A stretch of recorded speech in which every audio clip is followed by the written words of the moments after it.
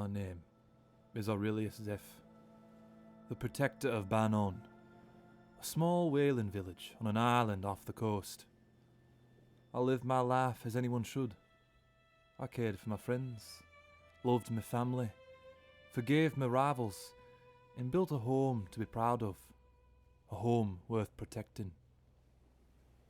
One day, when I was out whaling, the weather was foul, and the gods' whims must have been wrathful that day, for they sent a wave, bigger than the tallest mountain on Banon, straight towards the tiny island, to seemingly wipe it off the face of existence.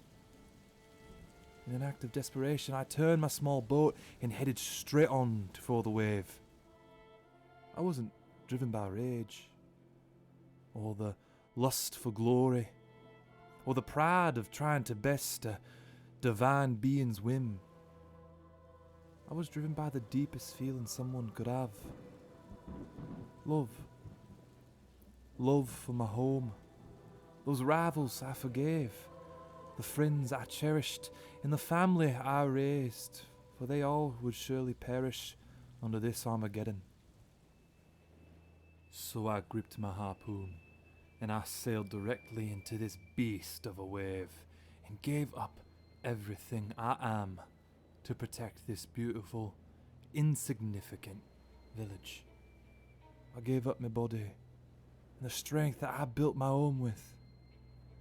And I gave up the memories of my life, my friends, my family.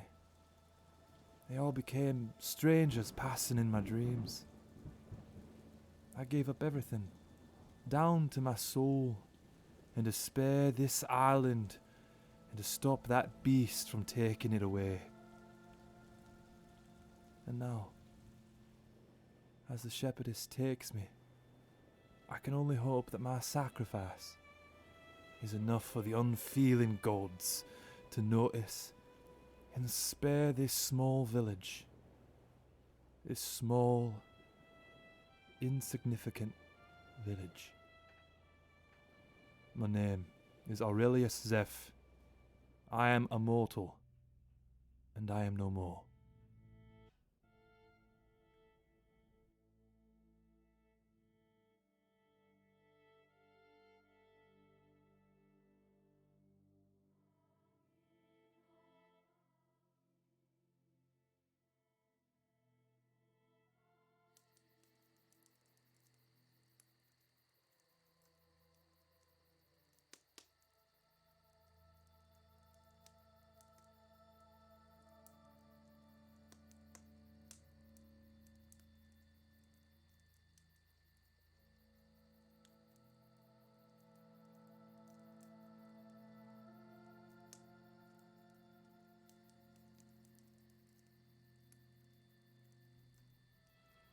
The rebel child Cinder sought to control and shape the primal passion that flowed throughout the universe.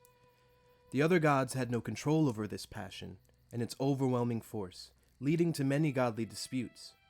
So, Cinder took this passion, shaped it into emotion, and created her son to rule over them. He was called Nevrik.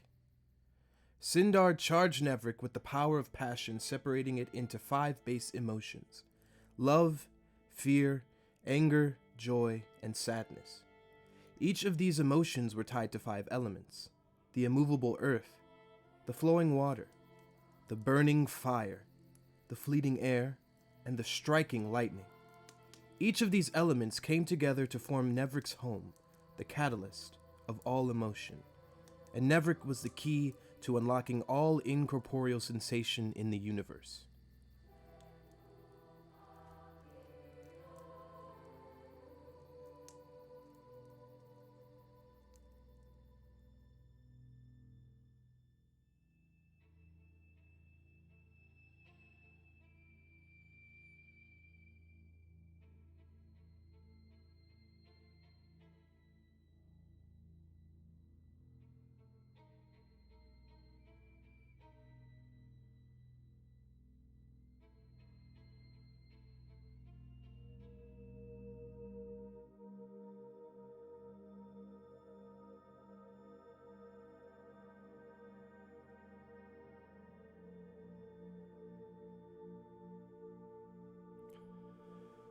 And so came midnight, lost in the stars of the fallen people of his world. As a mortal, Midnight was around in the early ages of his land, and was a part of the few that were at the beginning. Midnight's parents were the first to die, leaving Midnight in a state that would lead him to godship, the exploration of death, hoping that he could see his parents again, while also to be the god that understood what took his parents from him. Death itself. Midnight is there to research, study, and ponder what the moment of death will bring to everyone. A worker with all the gods, but closely with Ystävä, leading you through the moment of death and handing you off to Ystävä for the afterlife. On the journey of life, midnight comes when you least expect it. It watches how you make every decision to your last breath.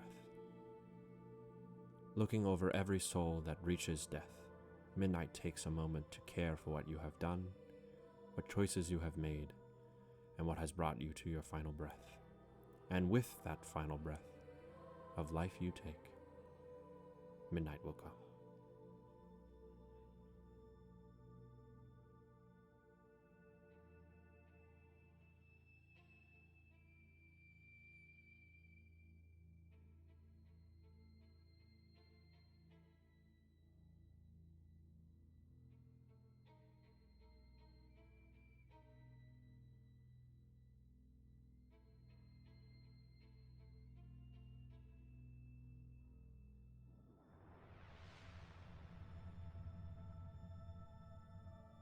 During the birth of Regolus, Uro created with it a messenger who would meet with the Crucible and assist them with the maintenance of this blossoming new reality.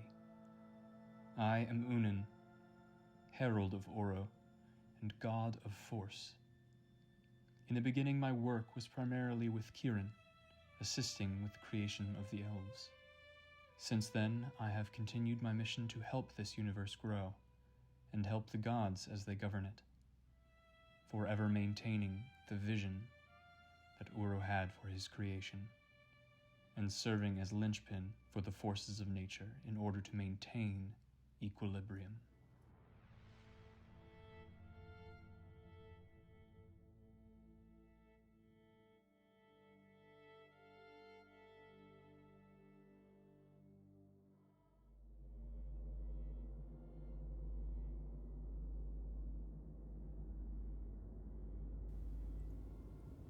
Welcome.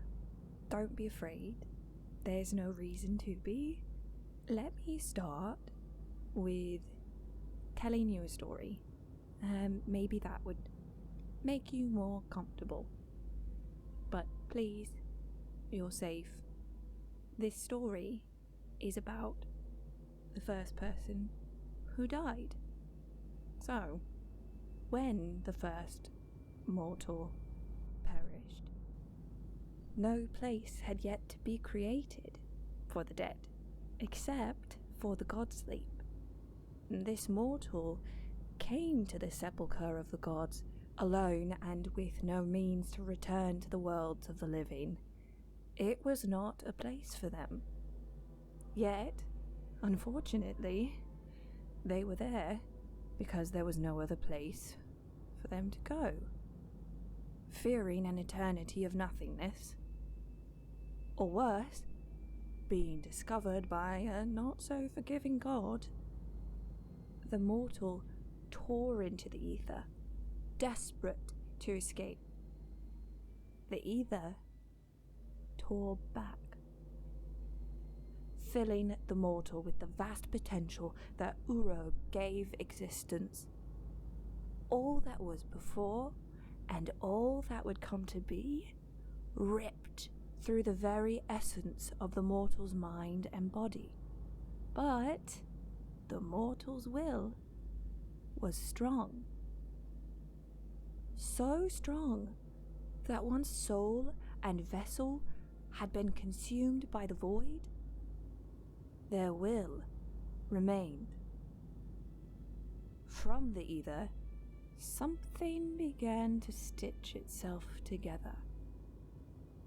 The very fabric of the universe, combined with the mortal will to endure, weaved a new being.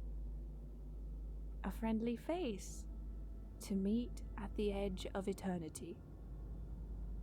A shepherd to guide souls from what was to what will be. The new god, imbued with the spark the mortal left behind, fashioned a name for themselves. Ystävä. Ystävä carved out a piece of the god's sleep for the perished mortals, for you. Ystävä made it for them to come for a final rest, or to be reborn into the next cycle. And while this creation seems very mystical, some focus on the peace and the comfort the god of the afterlife provides. Others fear the great unknown, which I don't blame them. Unknowns are scary, but a very select few believe there might just be something more to be discovered, even beyond the veil. Maybe one day we'll find out. Welcome to the afterlife. My name is Ystävä.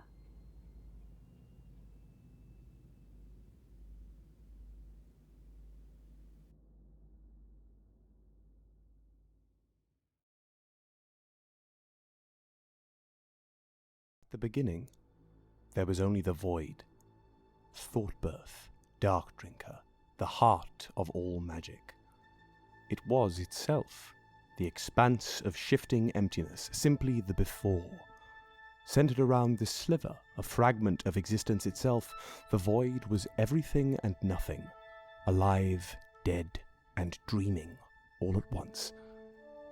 Then, for seemingly no reason, and yet for every reason, something spawned from the dream of the void.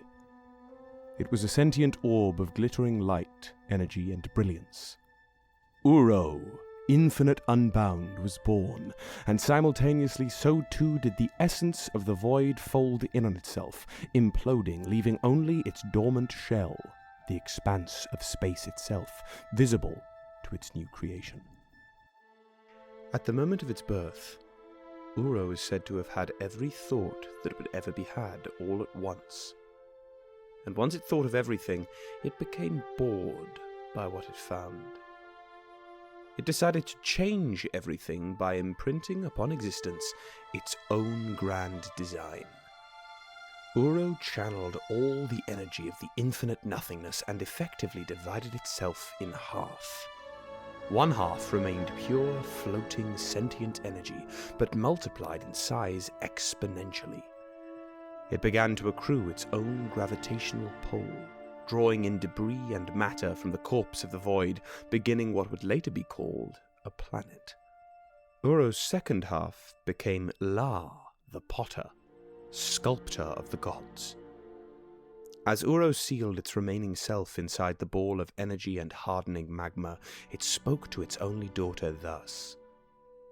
You are La, that which shapes the formless, and from your shapes must come my legacy. With my soul, you will work wonders. And La, duty-bound, worked wonders. In the first star, made in her afterbirth, she formed a fortress, her home and the home of gods to come, named the hearth.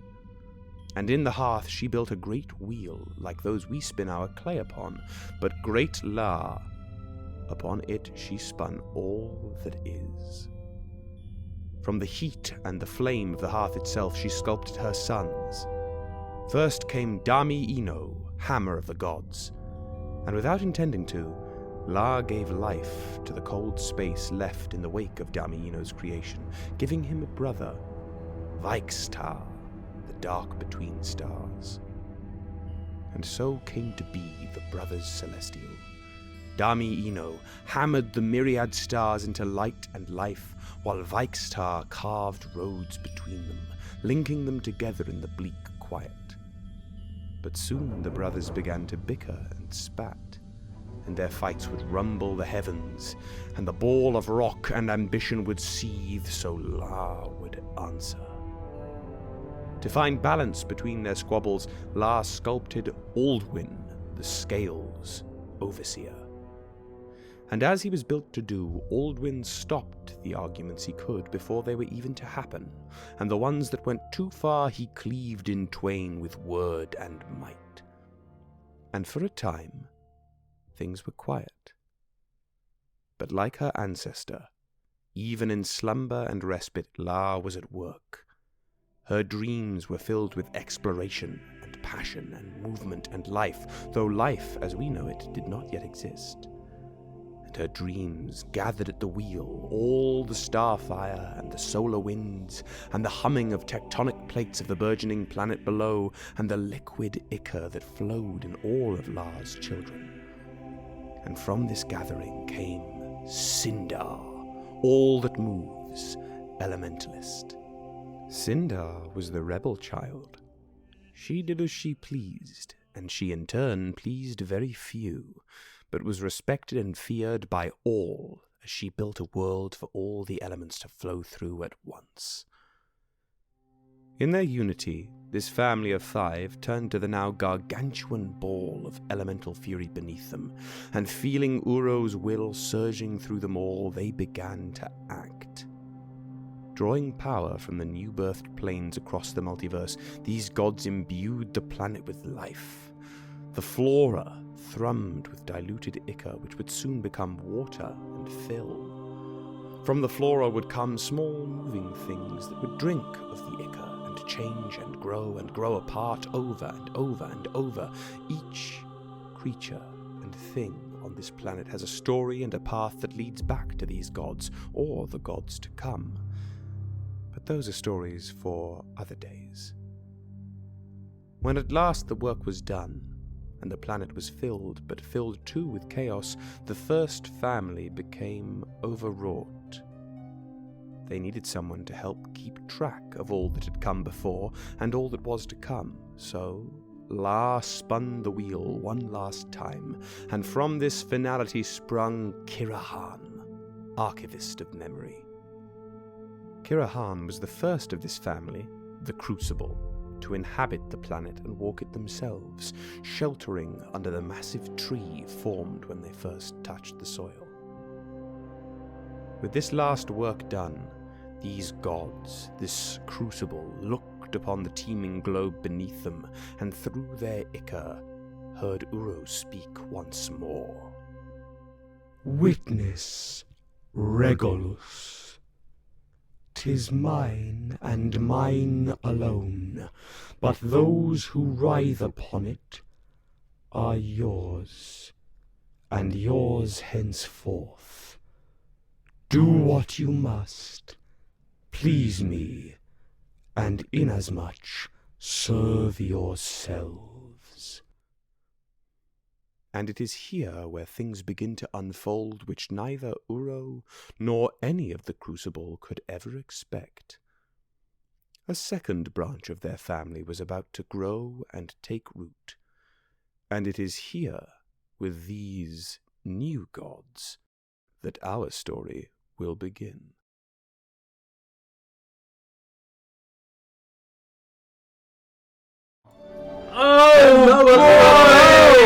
Oh my god, just out the gate clipping. Hello everybody, welcome back to another episode of Bards of New York, and what I believe is session 4, episode 4 of Regolus Genesis. Nothing crazy in terms of announcements today, really. First of all, before I get into the more usual ones, Hannah, do you want to re-announce something a little special going on? We will be having a giveaway. Currently in the process of procuring said giveaway with our giveaway partner. So that should be coming down the pipe probably this next week. Nice. Just depending on how shipping stuff happens. But yeah, watch our Instagram. That's where it's all going to Always. happen. Instagram. Yes, and if you haven't been on there, it's a fun time. We ask lots of fun questions, and we post. If you're not a TikTok person, we post reels on there. Come hang out with us. But speaking of TikTok, you should find us on TikTok because there will be content, spicy content, steamy content, if you will. Oh yeah. Coming soon. Coming During before- intermission. We're before gonna the day's get over. banned from TikTok. So Full on. find us on TikTok. Definitely jump on Discord because though the giveaway is Instagram focused, we do all of our communicating with you guys right on Discord. So don't miss out. Lots of fun inter-session content coming through there. Don't think there's anything else crazy today, right? No, just thank you to Polywags for our beautiful layout that you see. And thank you to Vikestar for Goddamn our stud. character art, our gorgeous Constellation character character art. art. Goddamn stud. Both of you. And thank you for Woody for being in town before you go on tour again. Hey, that's let's thank Big League Productions for that one, folks. Thanks. And I Friend don't of the have show. to be in Paris. I'm gonna break your leg. That's kind of hot. Great. So, with that, we have a tarot card to pull. And I believe it is Kyle's turn. It is. today. I'm the last. The Last of Us. Peek the mic. Sponsored by Sony. We're not yet. What do we have? Okay. What do we got? So the name makes me happy, but the picture makes me sad. The Wheel of Fortune. Yes. A sad picture.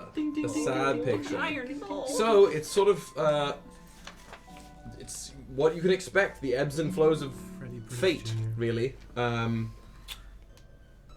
Leaving things up to chance and letting you ride that wave wherever it may take you. That's what that gives. I'd like to buy a vowel. I hate you. Personally and professionally. How do you come up with these things? You're so quick at it. It makes What? me sad. It just feels quick. Like, I couldn't think of that. Right. I would just be like, there's the Wheel of Fortune. Yay! I'd like to buy a vowel. I mean, snappy. Nice and quick on the uptake there. Hey guys, I got my Wordle in 3 today.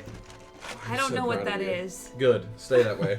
So, with the Wheel of Fortune hanging dubiously over our heads, we are going to give our little recap as we venture back into the world and surrounding realms of Regolus Prime. Fuck yes. Okay?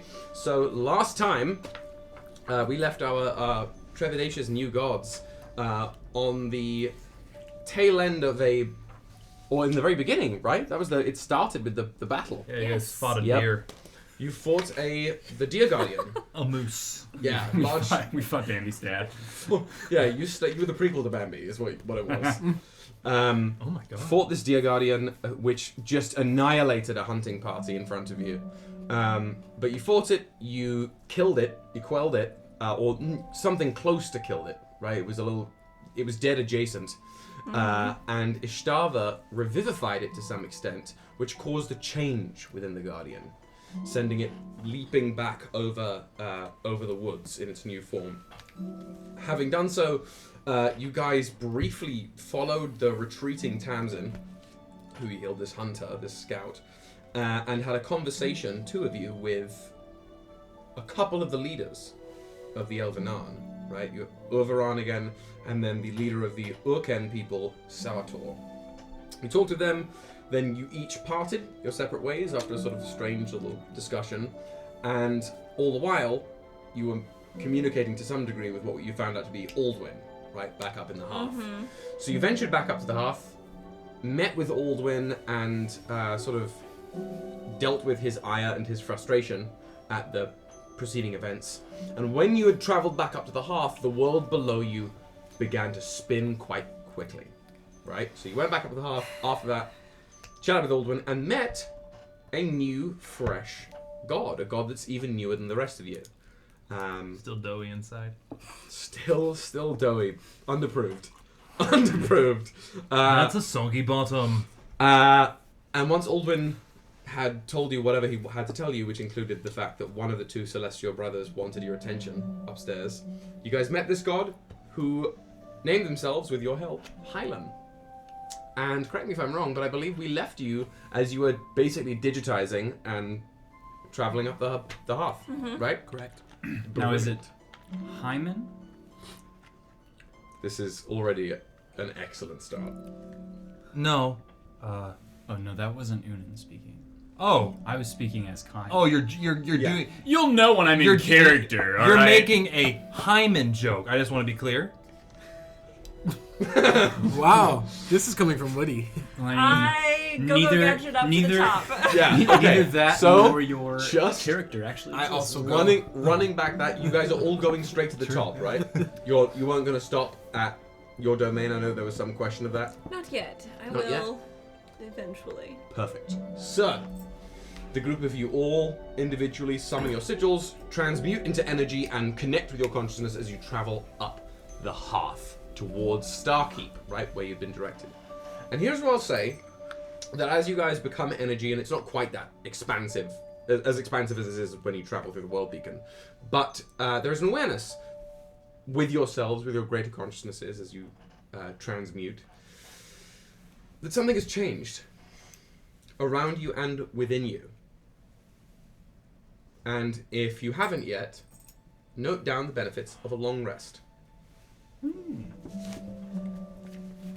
And this change, this shift, this reinvigoration that you feel would have happened on your journey back from Regolus through the world beacon. It's only now that it's sort of coming to your senses as you're traveling again.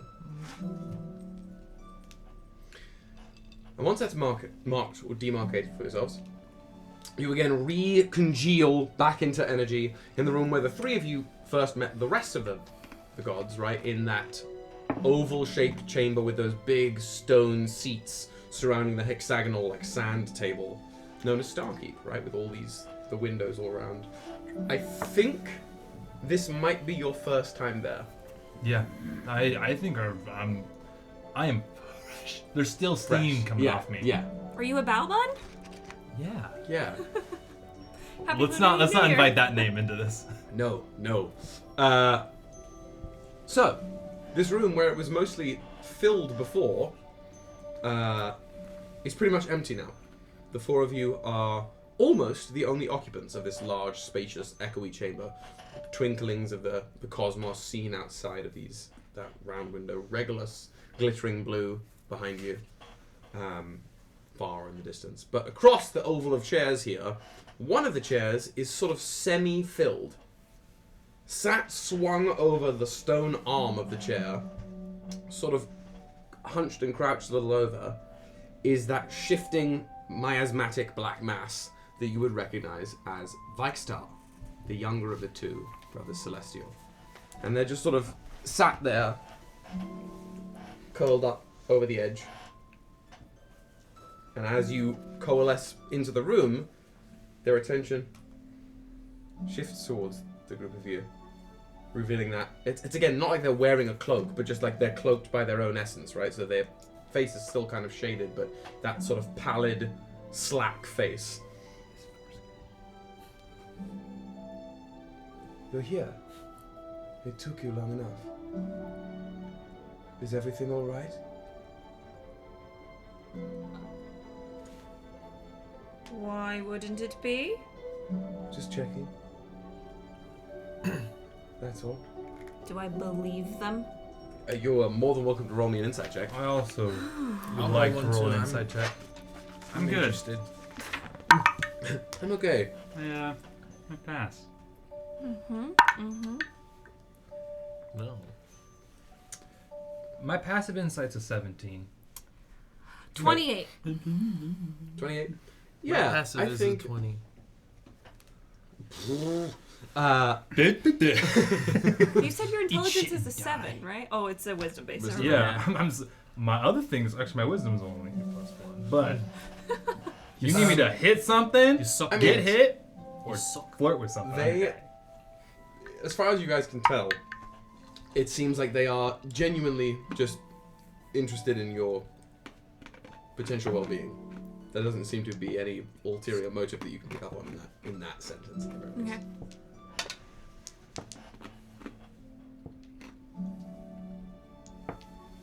Hi.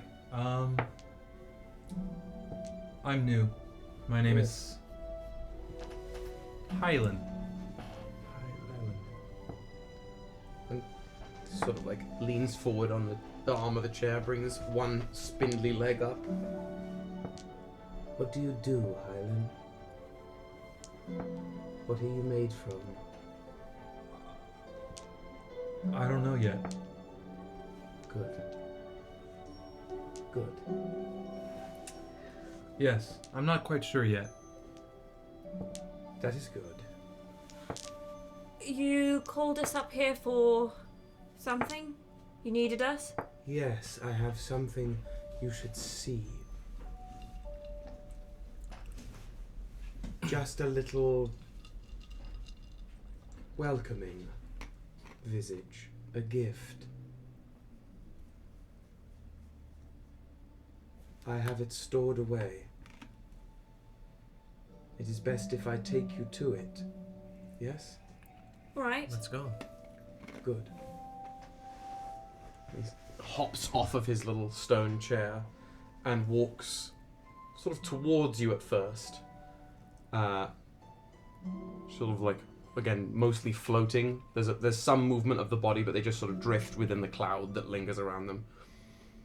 Comes towards you all as a group before slowly pivoting and drifting towards one portion of the rounded windows. And instead of pressing their hand onto any of the hexagon surfaces, the back of their chair or anything, they just lay it open air in front of the windows. And they start focusing, and little flickers of like almost purple energy or smoke starts to wreathe around their hand, almost in an aura. It smells a little strange. It smells like salt and heat. One moment, please. We'll be on our way shortly. And it's with a flex of his hand, these sort of bony little white fingers, that you hear a sound like breaking glass. And the writhing purple miasma around his hand sort of flexes inwards. There's a brief little flicker of light, and his sharp little fingertips dig in to the air as if there was surface to grab onto. And the tips of his fingers disappear as cracks, spiderweb cracks, as if he was smashing through a pane of glass, ripple into the air around his hand. As he twists it, there's a sound like a piece of an ice shelf falling into water, and he rips his hand back, and it's like he's tearing away this green screen behind me. If I was to rip a chunk of the green screen, right, you'd still see the image, and you'd be able to see through it, right, on the screen, that is. Yes. And you can think of it that way. He tears some fabric of the space in front of him away, opening up a visible three-dimensional space of like shrouded light just in the air. And after he pulls it away, and he just steps through. As he approaches this rip, this tear, his body contorts until it's just the cloud, where it writhes in and disappears, leaving this like torn flap of reality just hanging open. I go through. I smile, and I go through. Right on in. Yeah, looks fairly, as far as your awareness is, it looks familiar to you. Mm-hmm. See, you know? This is seeing your face, what I see as your face smile and go through, I just kind of smile and fall away. Great. You pair of you watch the two of them just like walk through this hole. And for you guys, it literally feels like walking through a hole, as if a hole swallows you up. But for you two, you watch them almost shrink and spaghettify, as if they were receding into like a black hole or something. And they twist and spiral into this little opening. After you. I go in. Okay. Pair of you head in. So, one by one, in short order. Right. If you killed us right now, Listen. I'd be like, do you have something to do? Right, where are you going? So one by one, in short order, the four of you enter this tear. And as I said, for you individually, it just feels like the whole expands around you. as if you were walking down a long hallway towards a door, and as you walked, the door got bigger, right? So it opened up to completely swallow you whole. Yeah, just you can sit with that however you need to. Until you enter. Yeah. Oh god. You enter into this space that looks sort of like a bubble of liquid cosmos. It's all shifting and swirling slowly, as if you'd added sparkles and nebula coloring to a pool of mercury. That's that kind of the shifting liquid-like movement of the area around you, twinkling with stars and little pockets and fragments of light, but they flicker differently than you'd expect. It's almost like an optical illusion of stars. Like they're expected to be there, but when you look at them directly, they aren't. And as soon as you step, all four of you, across this threshold, and that tear that you walked through stitches itself together with almost suction, you can start to hear little whispers everywhere, as if there was a chorus of people hiding just beyond your sight, murmuring incoherently. And it's coming in pockets, fragmentedly, all over the place. Vikestar is a little ahead of you in this space that seems very small and very big all at once, and he just sits cross-legged in the open air. Thank you for coming. It is safer to speak here than it is out there. This is my domain, my slice of existence. I have called it Philaxis, and for now you are welcome to it. Phy. Phylaxis.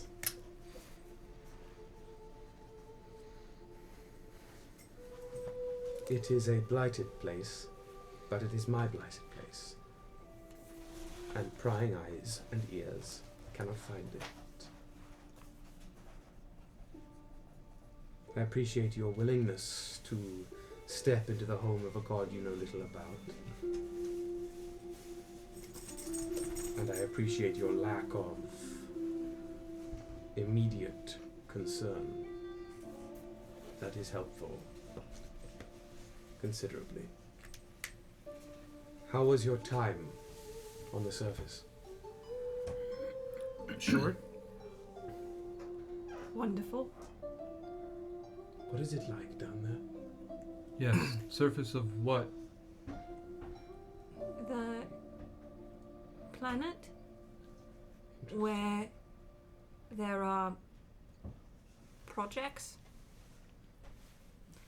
people. Where we just were. You did not look out the window. I was unaware there was a window. Do your eyes not fully work yet? No, they do. I don't really know what I'm seeing, even now. It's a lot. Yeah. My cup's filling up. It was lovely. And confusing. How? It seems so much cleaner there. So much more ordered than it could be. Confusing how? It's all unfamiliar, I think. Unfamiliar. Have you not been? No. I cannot go. Why? I cannot. I am not born for that. None of us were, until Aldwin. And even he has forced his way there. Kirihan was the first designed for it. So no. But I would like to hear more of it. And it is your willingness to travel there which is why I have brought you here. Something is troubling from a portion to the west. And I thought perhaps the next time you descend, if you are planning, of course, to return there, you would. And he shifts again in the air to sort of be like half perched, half standing, just floating, so as if he was. It looks like he's standing on something that isn't there. If you return, if he would find the time to explore what could potentially be nothing, of course, or potentially be something of a problem. Time has passed since you were there. I do not myself know how much. It is not my duty to measure such things, but it is... Time has passed and things change as they do. And people are talking, gathering, all over. And this is good, isn't it? Or is it better if they stay apart? It's impossible to know what they're talking about. Or do we just see groups of population? I do not know. Look. And he stands up in the air and his hands reach out, and in irregular little patterns on the tips of his fingers, just flicking like almost Morse code, just flickering across his fingertips. There are little blips of purple energy that flicker in those optical illusory stars. And as each star flickers, a line is drawn between one to another, and that line stays, sort of glowing in silvery light, and then another, and another, until this image is formed. This almost constellatory moving image is formed. And the images change and flicker as Vikestar sort of commands them to. And these pictures are depicted of moving pictures of people gathering, and it's mostly not people that you interacted with in Ystävä. It's people that look a lot like Hylan here, sans the horns. Just people, human beings, varying sizes, some exceptionally small, some exceptionally tall. Things of the humanoid nature. There are images of them gathering around a fire in skins, and then the fire growing taller, and little tents being built, and then the tents almost growing fur and shingles as they become roofed huts, and villages form, and you see people fishing, and you see a great wave washing over a set of islands, and as the wave falls away, more of those huts appear on the islands, and it's just images playing of growth. Right, of a gathering of people. If the elves or the Elvenan was so far ahead, this is displaying something akin to a catch-up or a movement forward. Right? Kirihan did not create these beings. No, I don't believe he did. So where did they come from? They were there. They came from themselves. What do you mean? He lets the images drop for a moment. We spurred life unto the planet and let it run. That is how far some of them choose to move. And it seems they are gathering. This is not why I called you. They were already beginning this last you left, in pieces. There is one particular growth of them that I have been listening to as closely as I can. He washes his hand, and a couple more of those stars expand outwards to form this gaseous image of a village. Distant, almost like you're looking at this monochromatic, wispy image of it from afar, that lies on a coastline and across some islands. They call it Brighthorn, from what I can hear. They have chosen to settle there and grow there. And until late, I have felt strong devotion from them. And it is only recently, in the years through which you traveled, that a piece of that has gone missing. I do not know where it has gone, When you say a piece, do you mean metaphorical or metaphysical? I don't know. There was worship coming from them, and there still is, but not nearly as much. It is a matter of quantity, then. So it would seem. Is it worship for you? No. No. No one worships. No. It is worship, or was worship, in part to someone unclear, but all to the Crucible. It empowered us all, I think. And it is some of that that has fallen away. And I do not think our mother has noticed yet. So, next time we go down there, you just want us to check it out and see? Yes. The ley lines are shifting. I fear something is coming, and I believe it will start in Brighthorn. Okay. Please. If none of the Crucible goes down much, besides Kirihan to speak with the elfin kind, perhaps these humans are unaware. No, they knew. Whether they knew of us by name or nature, or they worshipped what we represent, they knew of us, and they chose to believe that we held sway. It would seem some of them do not anymore. And if it was some small modicum of praise that had gone walking, it would be no concern of mine. But it is the weight with which, or the absence of the weight, that I feel from there that troubles me.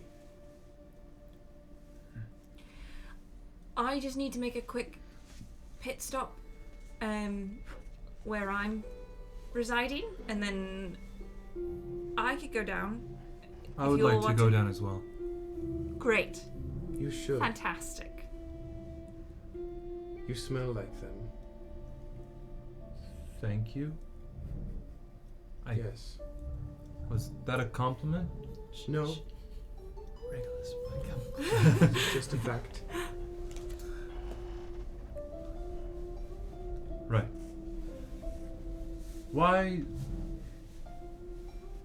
does nobody know of you, you say? Down there. Because And yet you watch them.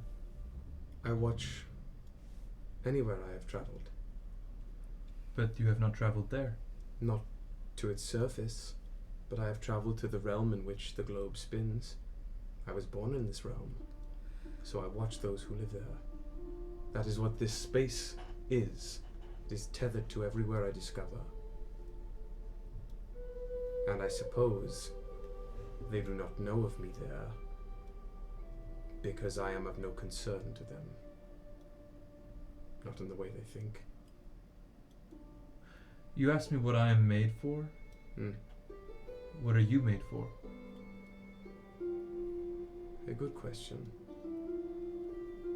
I am made for the in-between. Spaces like this, passageways from spaces like this to each other.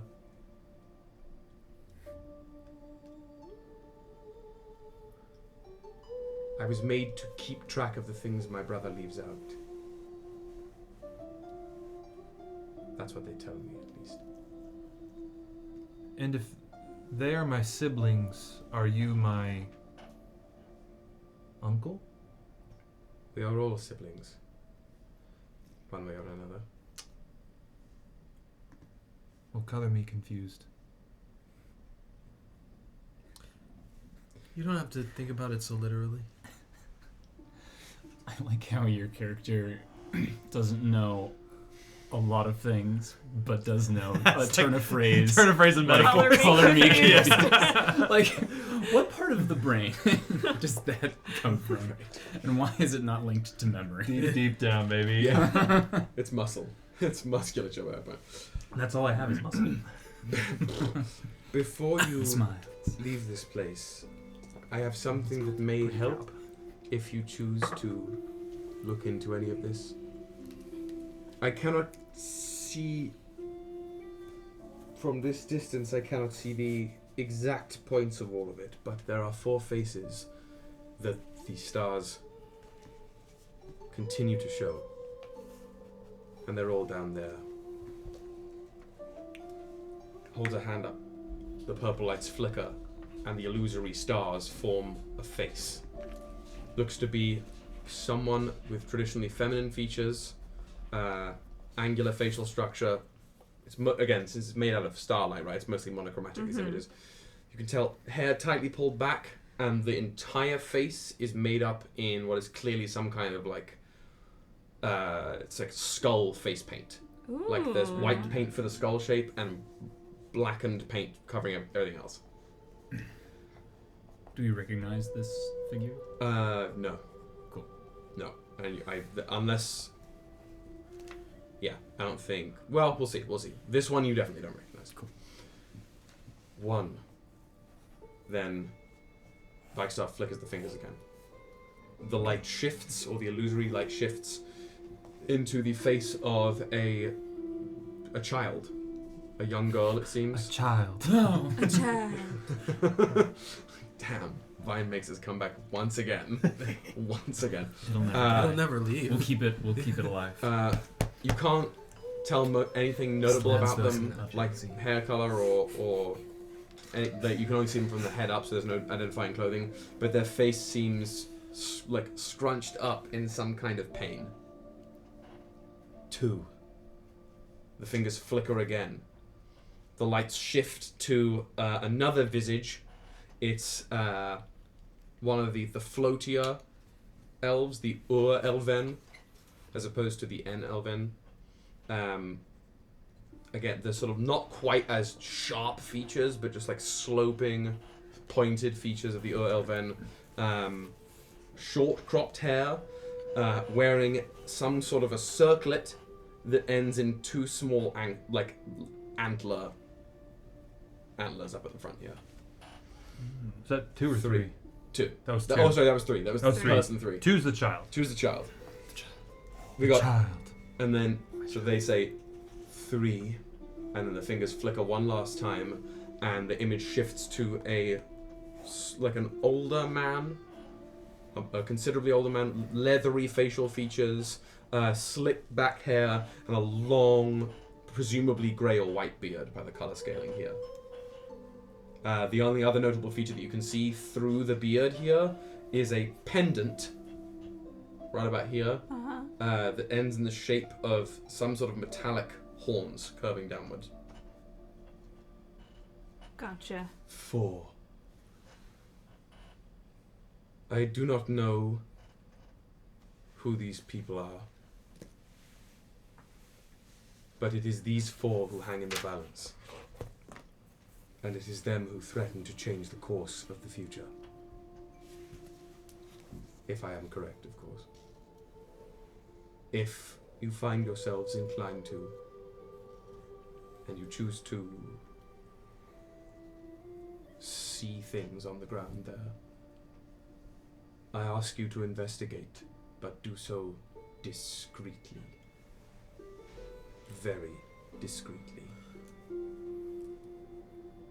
If La finds that her precious worship has gone missing so swiftly and so greatly, I fear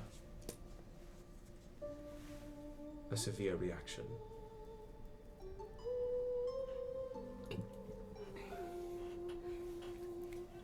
I am nothing if not discreet.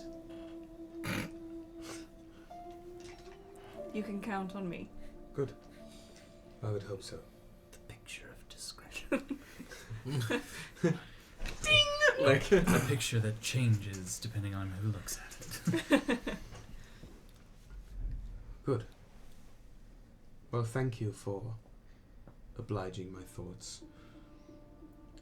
I would speak in cloaked terms if you are to speak of this while on the hearth. Mm-hmm. You will find that our thoughts are not our own. Exactly, on that. In our home there. When you say that, do you mean our spoken aloud thoughts? Or thoughts in general? It is a shared space for us gods. And in turn, it is us gods who end up being shared. Understood. Right. Good. I'm... The hive mind. Then I will open the gate again. It's just a simulation. And you may return. And if you need of me, I will be here for now. Come by anytime. If I am here, then I will let you in. Okay. Come by my place anytime you want. I will. I have not yet been, and that would be good. Just not right now, because I've got something I need to take care of, but then Good. once that's done. Be careful who you let in, though. You are at your most potent in your own home, but also your most exposed.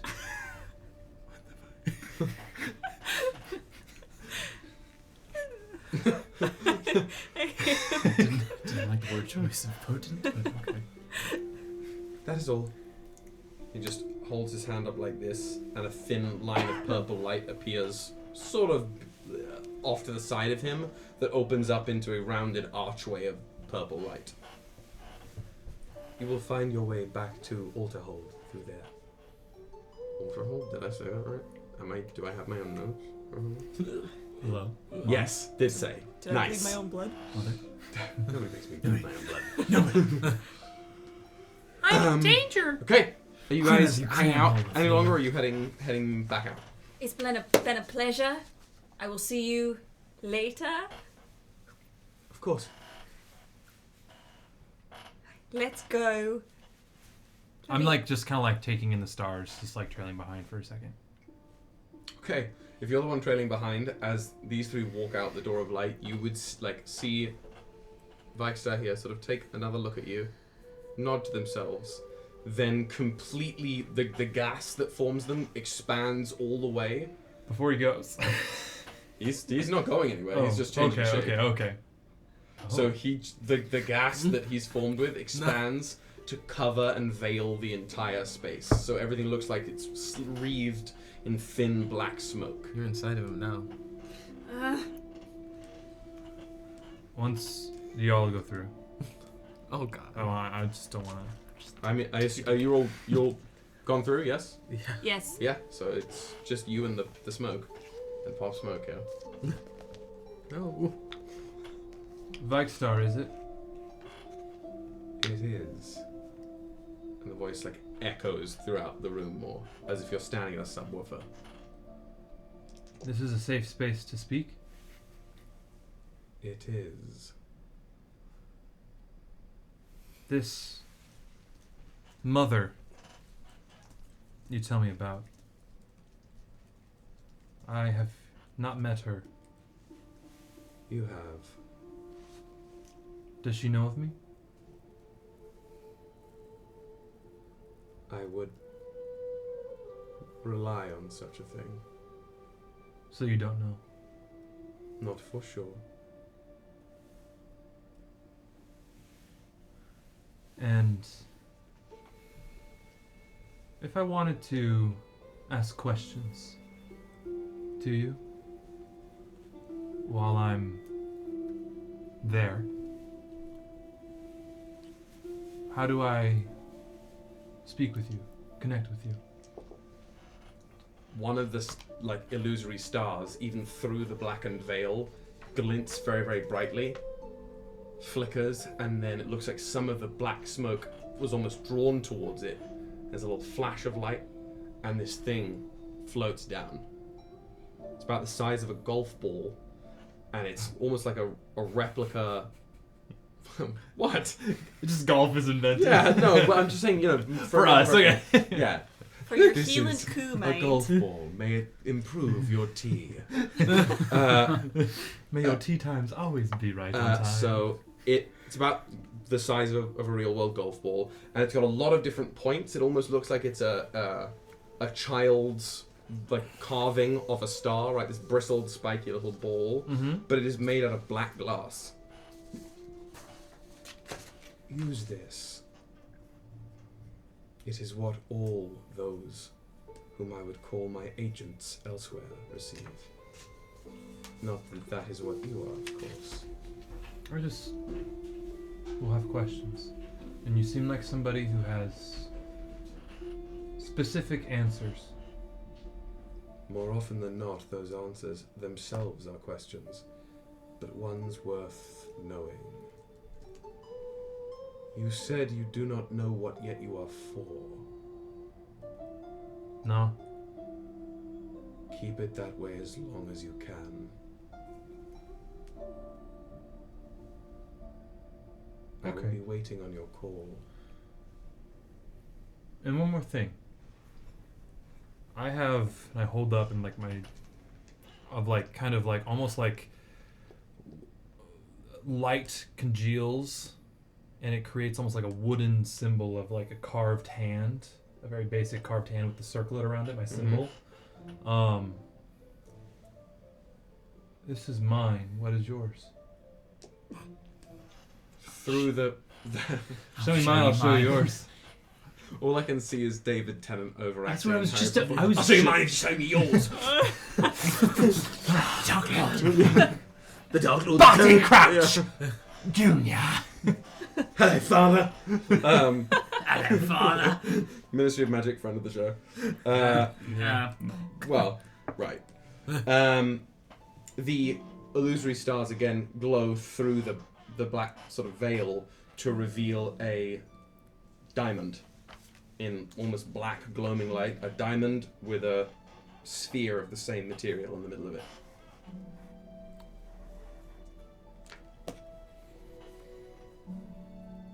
Sick.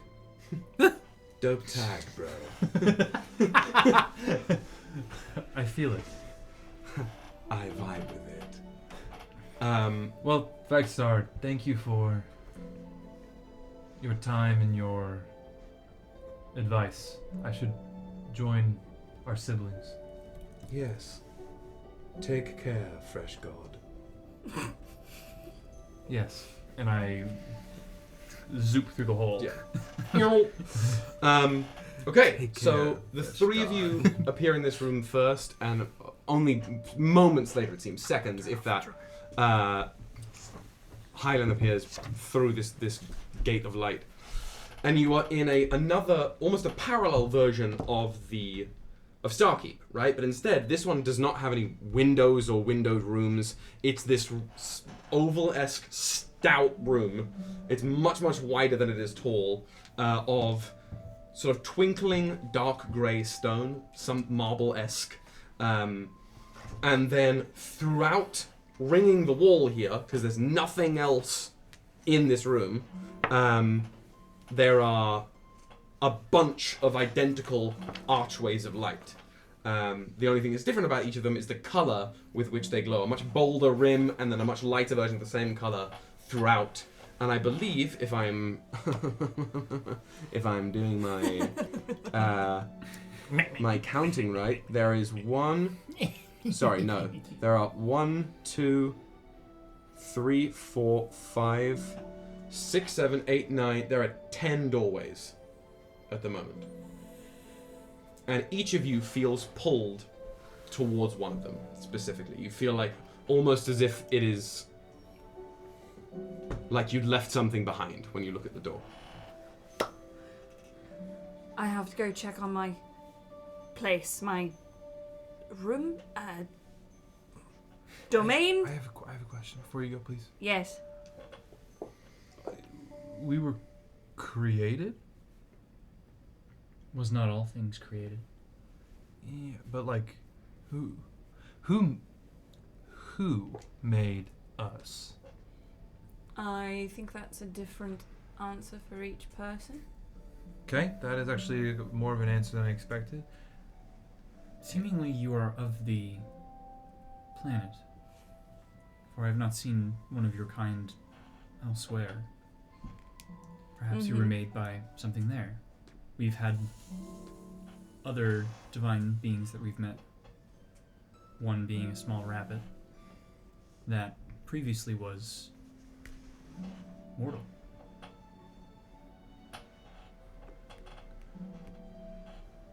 Am I a rabbit? No. Do you know what a rabbit is? I think so. They're small furry creatures that you capture and eat.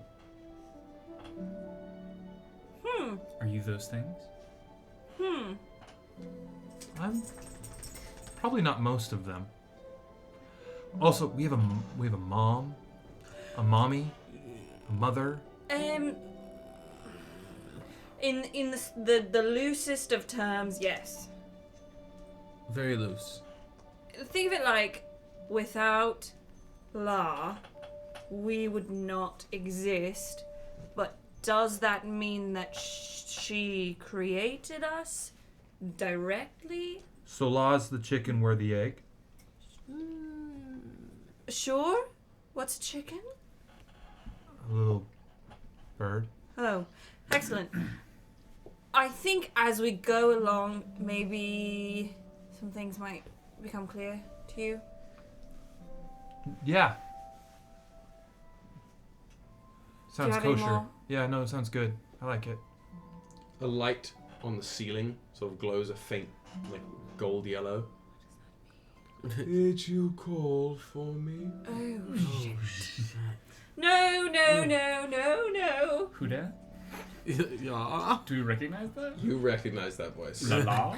Mama. La la la. Madre, yeah. Madre mia. It sounds echoey and distant and sort of like distorted, but it's definitely La. No, I was just going to show everyone my domain. Go back to bed. Thank you. Mom? Do call if you need assistance, children. Everything's fine. We're fine. We're okay, How thank are you. you? The light just fades. Slight weapons malfunction. Why do I picture Cher? Oh my god, it's Cher! Oh my god, it's Cher! Does that mean if okay, since oh boy. Oh, no. So now do we cast the Crucible with only like 80s era movie actors? I mean, Does that mean Uro's Sunny? No. What? No. This is a conversation for the Discord. Uro is not a personified thing. I don't know. No. If we can... Like in Encanto, Uro would be the house. yeah. That's fair. Damn it. I get that Am I reference. gonna use Encanto for everything nowadays? I can't. Yeah, so the light fades. Just so you're all the doors here, as I said, each of you feels drawn to a specific door and a different door for each of you. The first 5 doors are in a row. You just stepped out of the third door here before each of you starts feeling some kind of way about the doors on the right side of the room. But on this side there is one that's it's yellow, or rather like orange. There's an orange glowing door, a golden glowing door, a purple glowing door, the one you just stepped out of, a red glowing door, and a green glowing door. After that, there is a the midnight purple colored door, which you feel quite drawn to.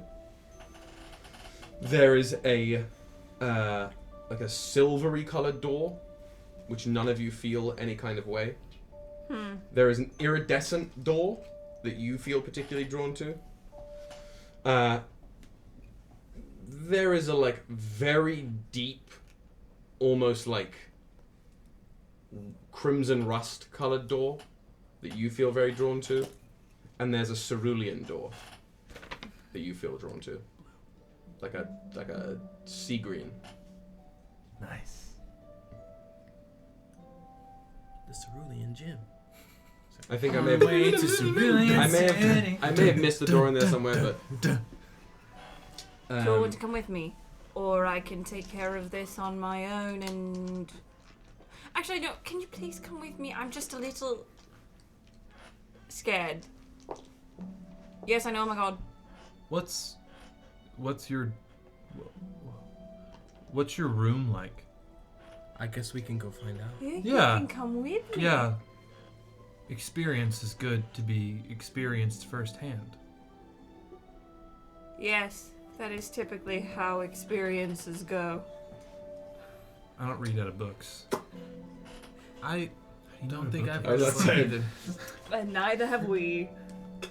Fuck. You have selective amnesia. Right. Literally. Starting to see And I You guess, have like, movie. selective oracular ability? Like, who's to say? Who's to say? Never can tell. Welcome to the afterlife.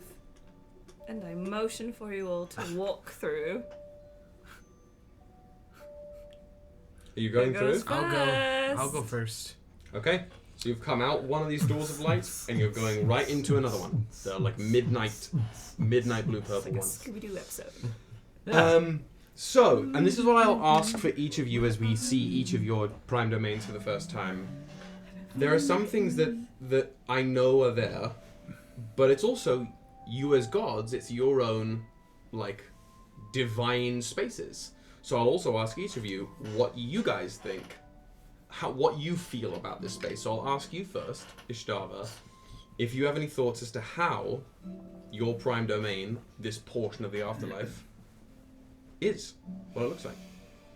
So, to a mortal, they're going to come to what Ystävä has now experienced as the tree, the main tree. So, like in A Good Place, The Good Place, how there's a waiting room. When a mortal first enters, they are at that entrance into the tree. But instead of it being like backlit with foliage and stuff, it's just the great expanse of space. Mm-hmm. Like And, you like- just stepped out of the window in Starkeep, Exactly, right? yes. And then there are several doors that they can choose that all mean something different. But then if we go through one of the doors out, it leads to what would essentially be like my private quarters, but it's really just the top of the tree, open air to the expanse of space, and there's not really like a bed or anything because I haven't really like Mm-hmm. I think I model the afterlife to what I've experienced Yeah. in Regolus. Shifts. So that will continue to grow as they grow. But so far what I've seen is The tree. Yes, and so that's what's going to be there. Great. Absolutely. Okay, and that's how it presents to non-mortals entering as well? Yes. Okay, so it's like the space, the expanse of space, and some sort of maybe basically invisible bordering to that comes together to this grand tree in the middle as these, and then the doors. Of And the course. branches kind of like envelop the space, so there's kind of like this, like Yggdrasil, right? Yeah. So they spread out over the top, they Yeah. spread underneath. Love Yeah. it. Absolutely love it. So, as you all enter this basic, we can even call it that. We can, as if that's, Heart of God down there, this is basically the afterlife imagery of the world tree, right? You see this world tree here in the middle. The door, these doors, are they doors of light or are they just like actual like doors of wood as you would find in Uthernan? To gods, doors of light. To To mortals, the souls, doors. doors. Great. So there are these doors off there, the world tree in the center, and there are a bunch of souls meandering through here, whether they're going into doors, coming out of doors, arriving as if they were walking up steps from nowhere into this space. But the one big notable thing, or I guess it's a twofold thing, as you guys enter here, there's no fanfare or anything. Nobody immediately, none of these souls that are wandering around here seem immediately drawn to your presence. In fact, like, they see that it feels as though they can't see you at all. For now. The thing that does notice you is the thing that is standing just off of the side of the tree here, surrounded by a small group of souls who seem to be clamoring around it, maybe even whispering to it in some extent, is a large, pale silvery purple stag.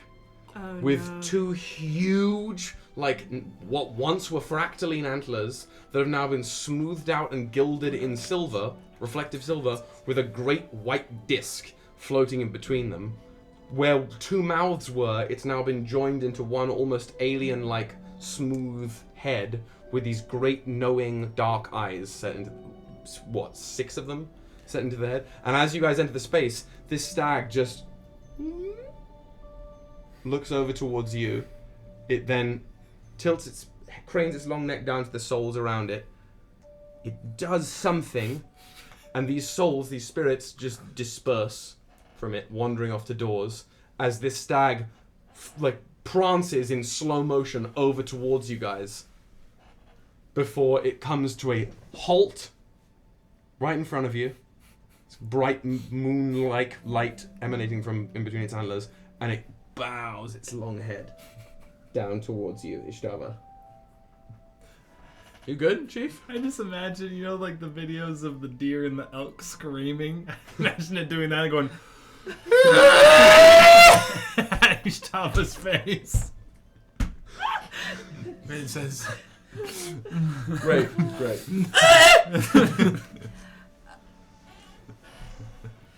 I think this was it. Hello? It cranes its neck back up to you, and you guys can't hear it, but you can.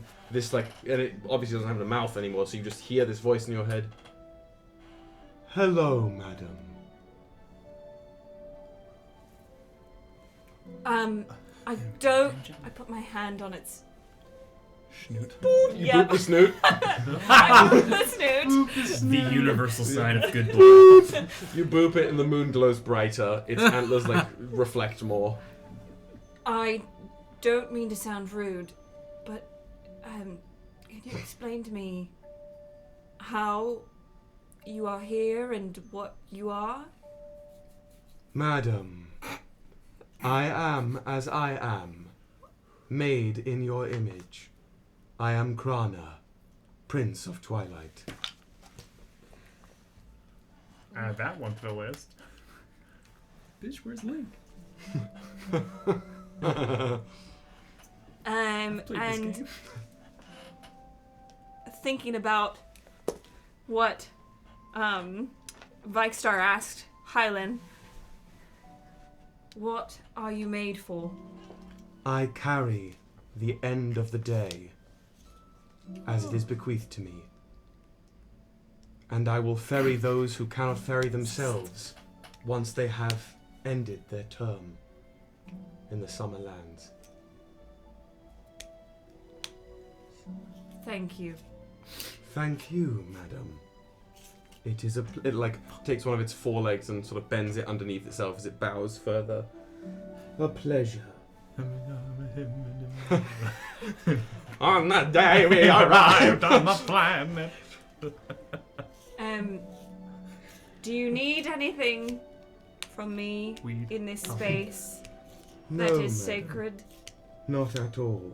Nothing. Other than your presence itself and your guidance, as all in this realm would wish of it. Thank you. And I give them a good boy pat. Shakes the head from side to side. Is there anything you require from the world below on my next venture? Is there anything we require? Reconnaissance? If you see anything suspect, Are you talking to the deer? it's... this is the Prince of Twilight. It turns to you and it just pads over a little bit and just butts its head onto your shoulder. Krana. So Give him a it's, good it speaks to you. rub on the snoot. Yes, I think I have inadvertently made a child. No, I don't think so. It doesn't. It doesn't. Remember me beating it senseless. We can. No, that it certainly I doesn't. didn't mean Thank to, God. it was an accident, and we are not going to tell Aldwin about this.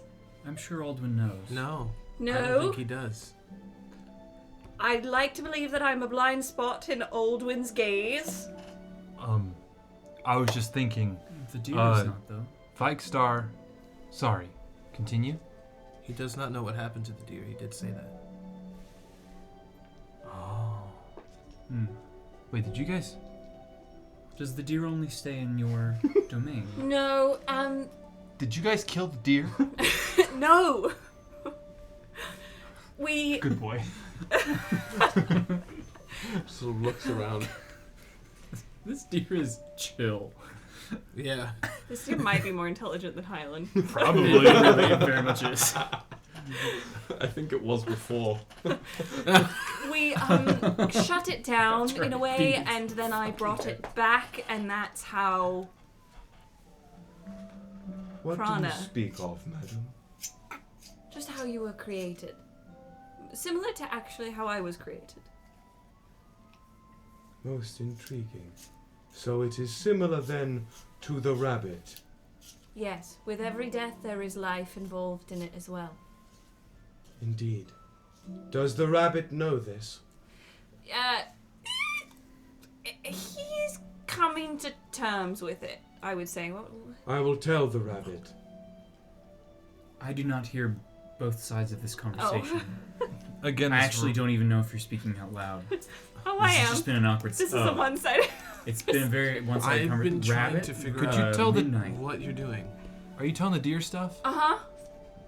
Tell Could the you deer. be more forthcoming with what you're talking about? He has questions. Everything is great. I'm so glad you're here. These are my siblings.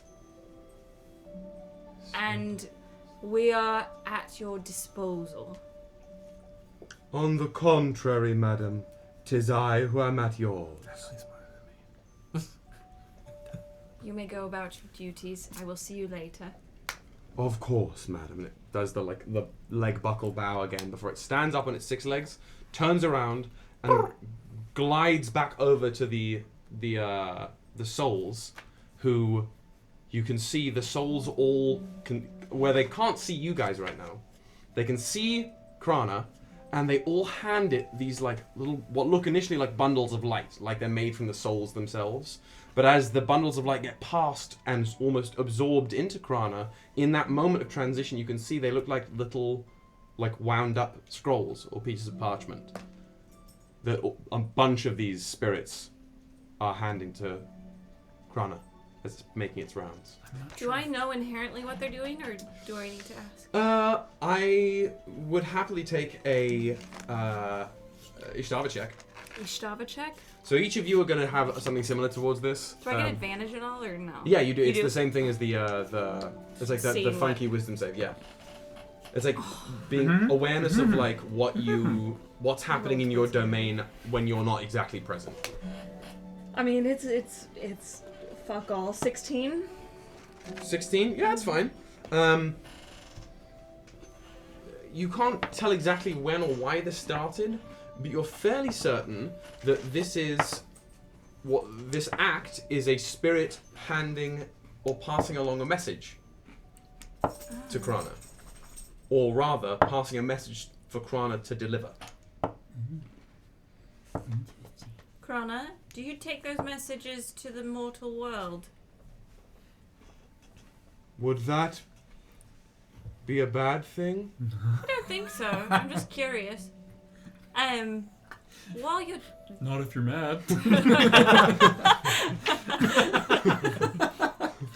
While you're down there delivering those messages, would This you mind is Krana right here. Would you mind keeping an eye out for 4 individuals who we're looking for? And I describe the 4 individuals. The 4 faces. To the best of my ability and the ability of my kin, madam, it shall be done. Thank you. Of course. May I be excused? Absolutely. And it Can I go now? it then does one last round of the spirits before it picks up the pace and gallops again, but upwards and then down, almost phasing through into the wider expanse of space. Fantastic.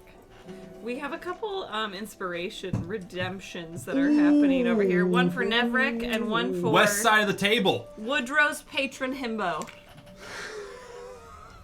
Okay. West side of the table. So I think you feel, Guys are north. especially in touch with whatever it is that you're made for, Hylan, in scritchling Krana. There's something about that. There's something about this divine being and you giving it a scritchel that just like Both kind of bovine. Yeah. How is it Some so like fine? with the growths. They're like very similar genuses. Oh. Deer and Like cattle. I mean, through the My own compass. speciae separation there, you find some divine inspiration for yourself. Nice. Uh, I booped and the snoot. and I got Nevrik, inspiration. what is your? Have you rolled again today? Oh, it is a new. It is technically it's a It's long a rest, new right? day. What are you? Are you? What Are emotion you? are you feeling? Are you sad Have boy? we explained that to the chat and to the people listening? What he has to roll for? I will leave that to Drew if Drew wants to explain it. Fear. Fear. Oh, fuck. Okay. Everyone's afraid of the afterlife. Just gonna walk around like, I mean, oh god. I think there's something with Rick, basically fear please, as Rick. an overlaying I wanna emotion, stop. basically converting into hyper awareness and being staying vigilant. There's something about having optics on this side of the equation that is inspiring towards you. So you get that divine Scoob, inspiration as well. I see dead people. like Scoob. The dead are all around me. Okay.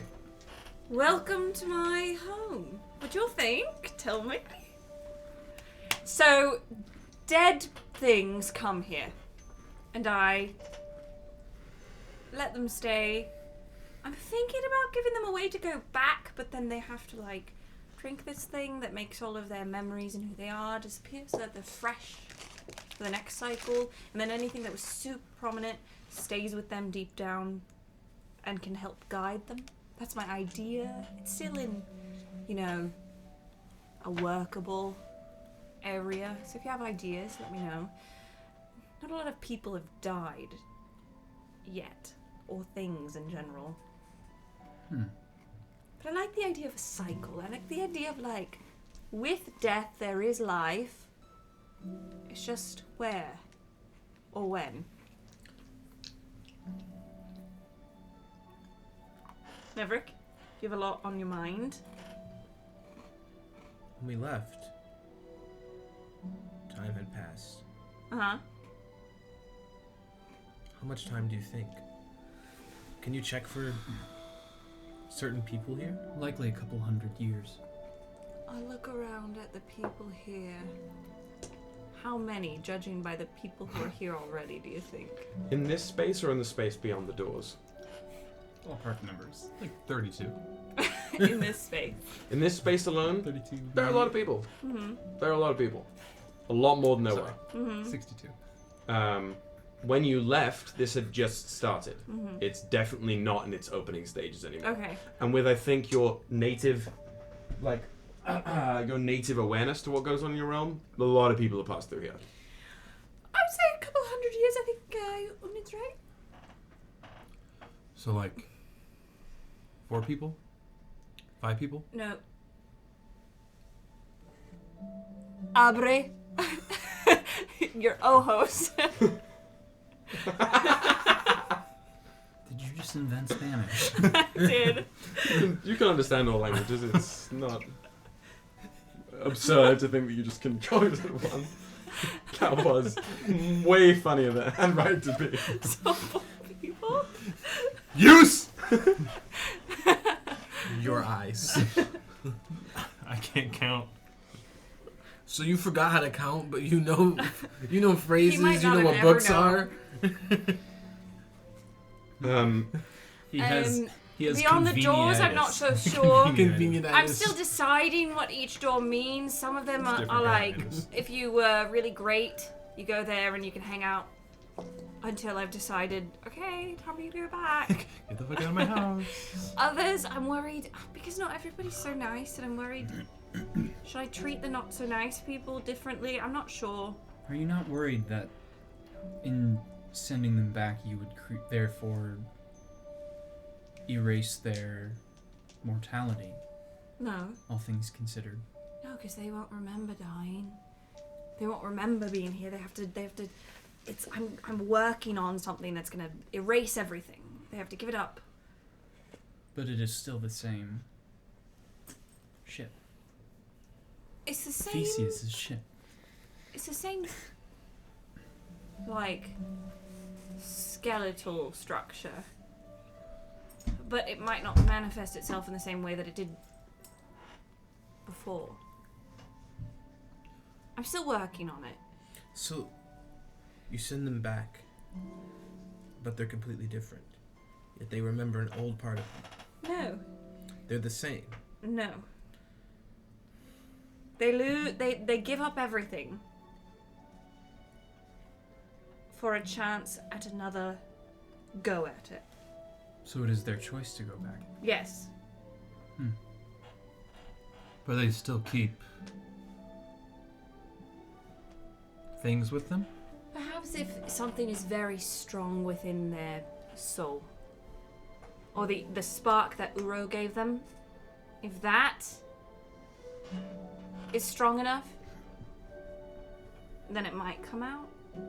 But it has to be very strong. Otherwise, they'll just go on to live another adventure.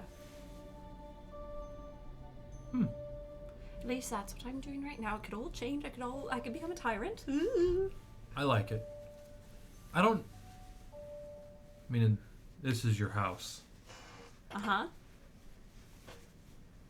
Crib. Your crib, sorry.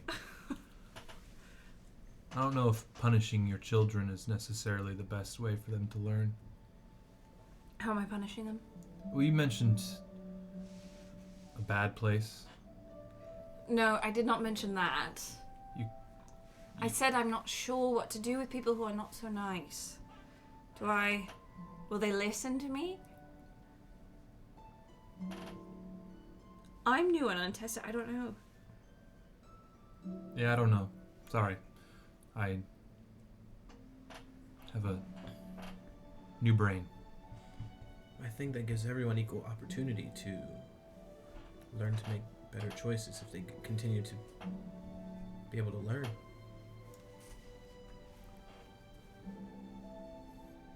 But those who refuse to learn, that's where it gets tricky. They're right out. But I'm still working on it. There are doors here that nobody's gone through yet. So I have time to decide what those are for. Are they Maybe locked? one of them will be for like a sauna.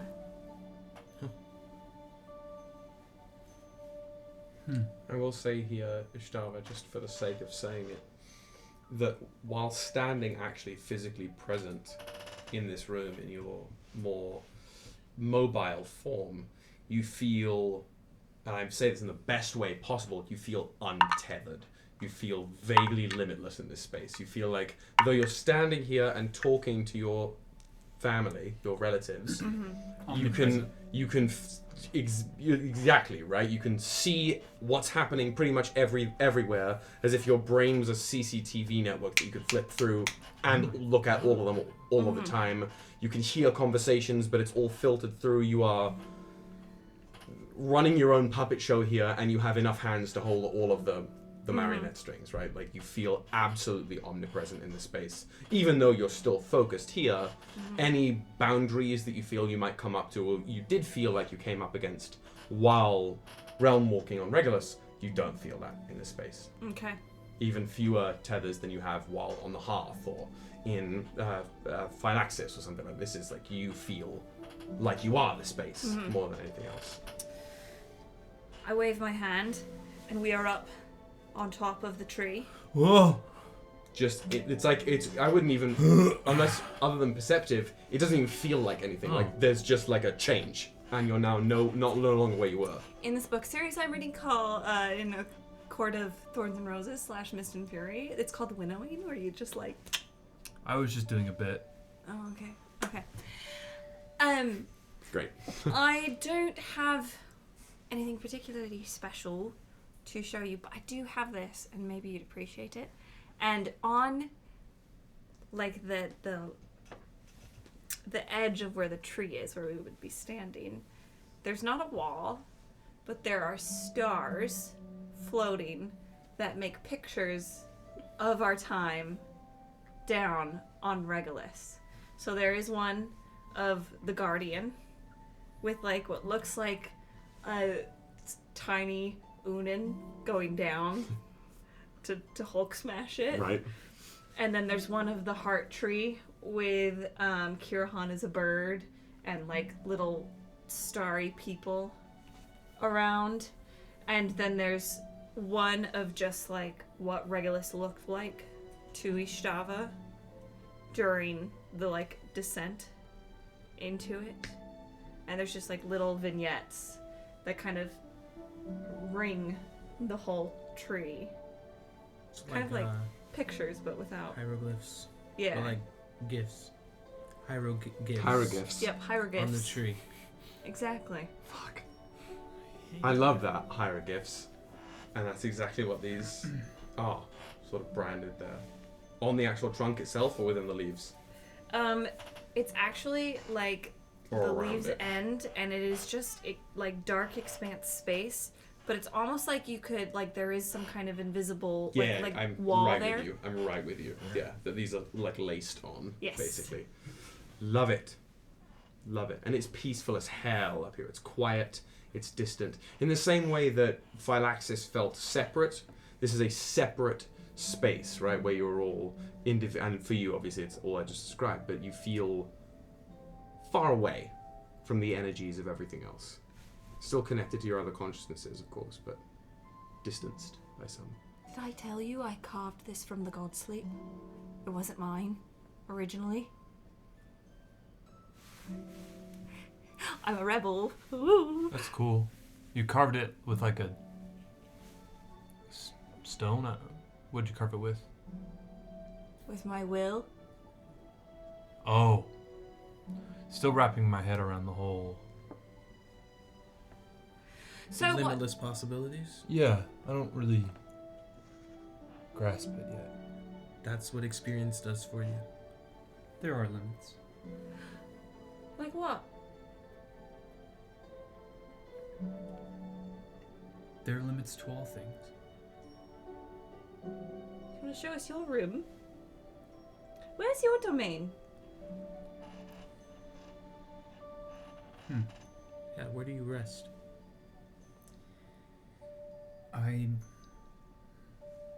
There's not much to show.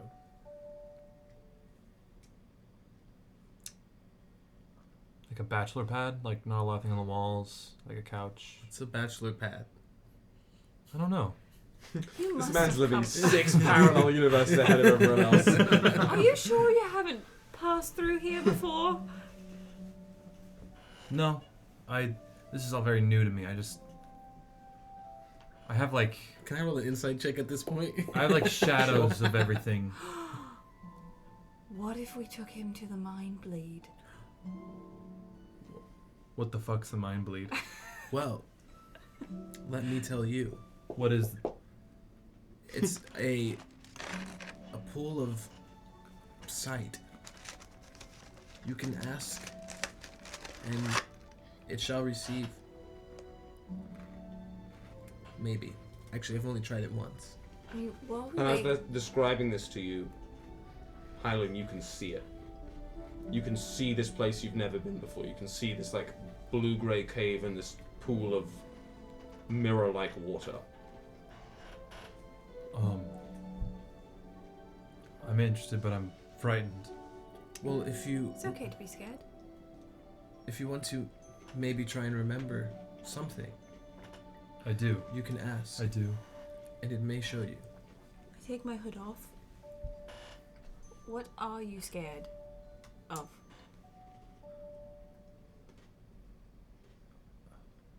I'm really confused because now you look like an island.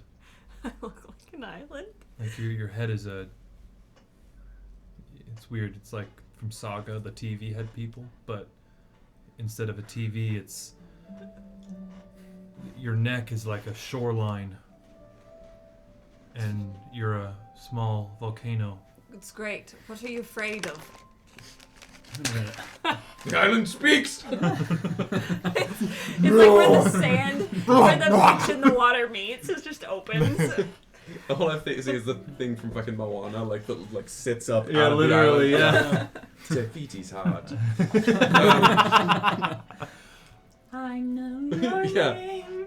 I feel, well, we would all kind of be scared of the truth. Oh, the truth. The truth's not scary. Yeah, it is. Let's go. I thought we wanted to go see his room. What do we want to do? Oh, we can Your see your room? While we wait for Krana to tell us if they found anything. Well, I kind of want to go down before Krana gets back. Can we go back down? I mean, you guys, I can go by myself, but... You can wait. It's not going anywhere. I think, when we just came from there. When we first came here, though, we really wanted to go down, right? So Yeah. maybe we indulge. Well, I wanted you. this, We go to the Mind Bleed. that is such a scary name. It's not scary. It's like metal in a cool way, but also scary. Metal? It's like Do marking you know out for how scared many... and horny. By saying metal in that context, the implications are infinite. Infinite. You are... Hylan, because you're... Maybe you don't need the Mind Bleed. You're Yeah. referencing a movement that was based off of a genre of music. Which was named after a... What you were giving me, Hylan, is when the orcs say meat's back on the menu, boys. Because of what all of that implies for orcs. Or when Han says, "I'll see you in hell." It's like, hang on a minute. I mean, no. Okay, brief sidebar here. That I can understand, because maybe a long time ago there was some version of whatever. The idea of orcs having a table service restaurant is always and forever going to be too much. And that is what you're doing, referencing metal and... Meat's back on the menu, That's what it is. It's the same anachronistic nonsense. Watch out. Just gonna eat us? No. Yet. Hyland. Hylan, no D. Sorry. Oh. Hylan. We can see. Well, Just the What tip. do you want to do? I feel like it's only fair to indulge in whatever you want to do, because that's what we just did. I'm also kind of curious what's happened in a couple 100 years since we've been gone. We can go. I would but like... I just want him to get his mind together a little bit before we go. We can toss you. It takes a couple seconds. Literally. It might not even take seconds. My mind is pretty powerful. Yeah? Right, but you don't remember anything. Is So Kirihan it in the seems. hearth? You haven't looked? Kirihan has a door to a Kira prime who? domain. Kirihan. Kira who? Well, who's Kirihan? I spoke to the DM. Can you hear that speech? Sorry, I'm dropped in, man. It's called acting. Great. Forgive me for being fucking on my mark. He said, I'm dropped in. I'm But at a Kira who? Actor 6 right now, okay? Second circle, baby. God. Yeah, I would say you. When you go on tour?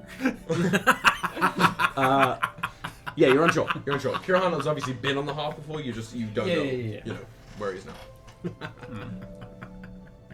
Well, I don't want to be the captain of this ship. You're not. You definitely are. Jesus Christ, the savagery. Right. Are we leaving this place? Do we need to do anything else here? But I would like to go to this mind bleed. If you're comfortable with it, take them to the mind bleed, then go down. Oh. See what Kirihan's been working on. You could maybe start a cult with me. It'd be really fun. Wait. And it would make Mummy laugh. cult? Very happy. Because cult? if they're worshipping, yes, That sounds... not a bad cult, like a fun one. No, I mean, that sounds interesting. Intriguing, if you will. Aldwin might be a little pissed, but we're just going to pretend that I'm the blind spot in his vision, and then we won't have to worry about it. I live to piss him off. While you go to the mind bleed, I'm going to see if Kirihan is in the hearth. Okay, meet us down by the big tubey thingy that sent us down to the earth? By Aldwin. Yes. You mean the family fun slide? You know, in Fairly Odd Parents, when in Fairy World there's just like a little rainbow that goes back down to Earth. Yeah. That's it. Yeah, it is that. It is that, yeah. It's a literal rainbow So, bridge. just for my sake of mental operations, who's going to the Mind Bleed right now? Una do a tray. And where are you going? You're going down to... I want to go... Unless you want me to come with you. I'm not going down to the planet unless... Because I don't want to do the whole... No. Like, So what do you want to do? Once I'm outside of... I want to go back to the main room. The Starkeep, Yeah. or Altarhold with the doors? Starkeep. Okay. And then I want to try to figure out if I can just, like, sense if he's there. If he's there. Cool. So, 1, 2, 3, break. 1, 2, 3, break. Do you want Okay. me to come with you? No? It does not. We'll meet you there. We'll meet you with Aldwin. I wave my arm and run right by the door to leave. Okay. So, one group being taken by Ystävä down, you basically just using your... Well, you'd leave together, but then you'd transfer up because you're in somebody else's domain. But the group splits. So I'm going to do Ünen first, then the three of you in the Mind Bleed, with the idea that by the end of each of these moments, you're both grouped back up at the World Beacon. Okay? So, Ünen, having stepped out of the afterlife of Ystävä's prime domain, you again mingle with the hearth, travel back up to Starkeep. Do I understand? Okay. You summon your sigil, you merge with it, you disassemble into energy, and you travel through those fractals. But something's different this time. As the fractaline structures of your own energy travel upwards, instead of reaching Starkeep, they sort of leave the hearth briefly, or everything is pulled around you, and suddenly, instead of the hearth being where you expect to do, or being standing in Starkeep, you're floating in the cosmos. And Regolus is paradoxically just right floating in front of you, the huge planet. And the huge planet then ripples this verdant, bright, crackling lime green with waves of iridescence, and then completely becomes washed with that color and energy in the form that you recognize as Uro. And in this crackling ball of energy ahead of you, floating in the cosmos, it commands your attention. And with another flash wipe of itself, it turns back into Regolus, but your consciousness zooms in. Through Regulus Prime's atmosphere, down to the continent of Regulus itself, and over to its west side. You see the coastline, some shattered islands off the coast. You can feel movement and force, kinetic energy, and the energy of people passing by other people and linking with other people. But your consciousness travels further towards the coast, approaching the coastline and sinking under the water into the depths of this portion of the ocean. And you sink, you sink, you sink, you sink, and you slow in the dark water. Until something deep down ahead of you in the briny depths there, in the black blue, glows green yellow. There's a single oval slitted eye. And the illumination from the eye displays some strange armored ridgework in a generally pointed, sloping fashion that this eye sits on. It belongs to something. You do not know it, but it feels familiar. Familiar, as in like... Familiar. And as this image under the water off of the west coast here just sits staring at you, there's one concept. I won't even say word, but there is one concept that emanates from this thing in the water, directed not generally at something, but specifically at you and your consciousness. Come. No. Should have chosen a different word, but that's what it says. Yeah. And it's as that image washes over you that your energy congeals and you are in Starkeep.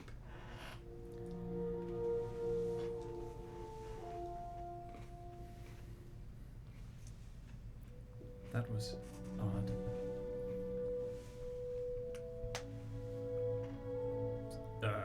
Ünen is suddenly forgets why he went up to Starkeep for a moment, confused as to what has happened.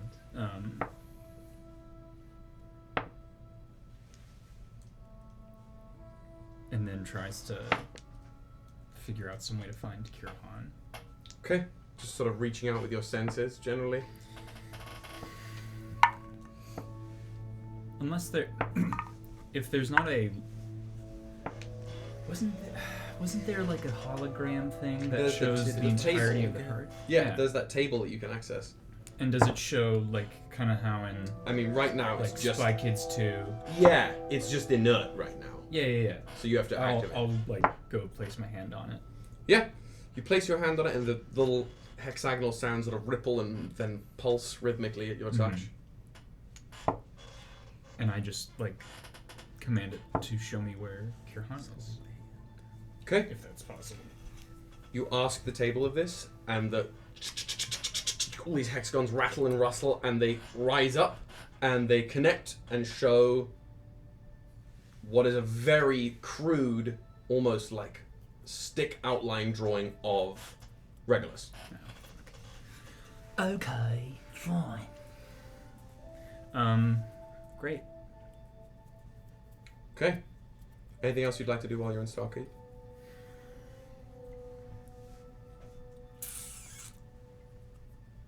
No. I guess not. Okay, excellent. So, I assume then you'll be traveling down to I'll the go, World Beacon. Yeah. Excellent. So, to the three of you, as you peeled off from Ünen here, as Ünen traveled upwards towards Starkeep, the three of you merged with your sigils and traveled downwards into the World Bleed. Once again, you find yourselves in this blue-grey stony cave, this cavern, on that marble ledge with that concave mirror disc of water in front of you. It smells crisp and cold and clean. This is the place. Do I just dive in? I was dramatic the first time. The phrase is You extra. You may not need to. You can most likely just touch it. A toe, finger, just the tip. Do you think if we touch it with him, we'll see what he sees? I don't know. Well, Law maybe did we say shouldn't. that it was only for one person at a time. Stand with me. So I think, and I don't want to tell you how to live your immortal life, I think you should maybe see if it will tell you where you came from. And why you're here. Why Aldwin? I almost called him Heimdall. Essentially, that's who he is. Why Aldwin brought you here. By the way, he's a cuck. He just needs to loosen up. Okay. I just wade into the water. You just step in? Yeah. No real. No, just from platform, as if you were just walking off, not even pencil diving, just dropping into the water. Yeah, stepping in. Okay, you step, your foot touches the surface of the water, and there is that beautiful echoing bing as that singular ripple shoots out across the water, creating that glowing rim around the edge of the mind bleed, and everything slows down for you. And for you now, for the first time, you can feel an imaginary road diverging ahead of you. One where your mind and spirit wanders the mind bleed, and one where your body does. Which would you like to traverse?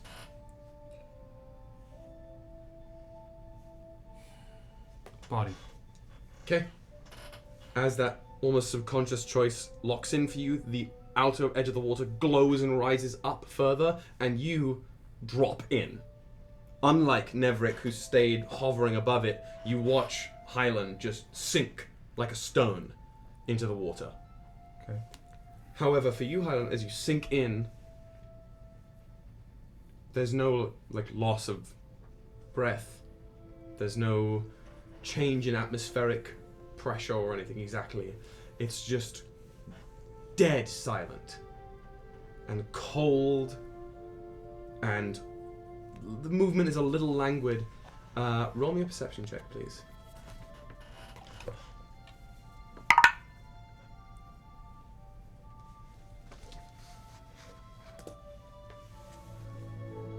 $19. 19. Excellent.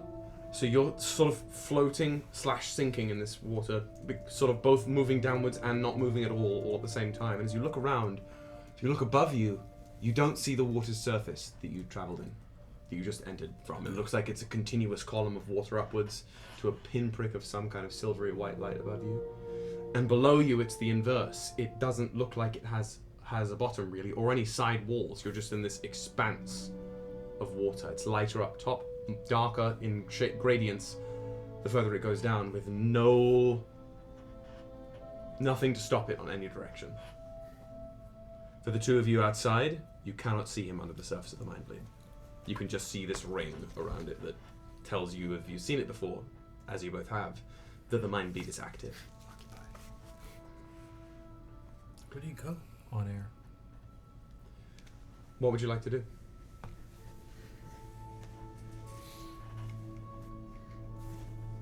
I just ask, who am I? What am I?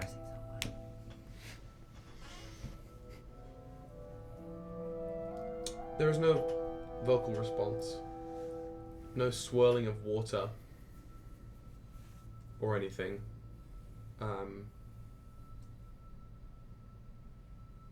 But a little flow of a current that sort of appears to be coming down from above you somewhere and swirling around you a little bit before it descends and almost twirls below you and down and in front, almost in an exponential sort of curve that way. And it urges you. I follow it. Okay, you swim with this current, swimming deeper and deeper and deeper. And the more you go, the easier it feels to move, less like swimming and more like walking. And this current seems to be leading you through this infinite expanse of water, but ahead, you can see what looks like a little underwater grotto, sort of emerging almost out of nothing, just there. But to you and your consciousness and your mind in this pool, it doesn't seem out of place. I swim to the grotto surface. You swim into the grotto and up out of this water's edge that you sort of only appears because you expect it to be there. Roll me a d6. Fuck yeah. A 5. A 5? Okay. You see, as you emerge, as soon as your head has crossed the threshold of the water, you find it hard to pull yourself any further. But what's ahead of you is sort of bizarre. You can see what would be a coastline, and should be just a regular coastline, but it's bustling with activity. It almost from this distance looks like a hive of insects to your mind initially, before it registers as a huge settlement. And a settlement that doesn't make any sense either. One half of it rolls up what looks like a cliffside with myriad wooden buildings laced and latticed together, all this whole huge, almost city-like, shantytown-looking structure on the side of a cliff face that becomes more and more polished as it comes closer to the edge of the water, where it tethers across what looks like a giant wooden bridge latticed with metal rods that connects it to this floating gemstone. That really, as you look at that, is in and of itself some kind of ringed fortress.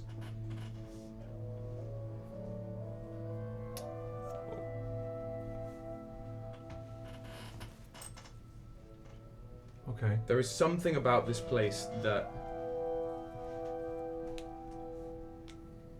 says something, homie, but it's also wrong as well. Can I come closer and do I see people bustling? You cannot come closer, but you can, from where you are off the shore, see people bustling, because the only direction you really feel like you can move is down, back below the surface of the water, even though you're floating in open ocean, it looks like. Can I listen? But you certainly can. Roll me a perception check.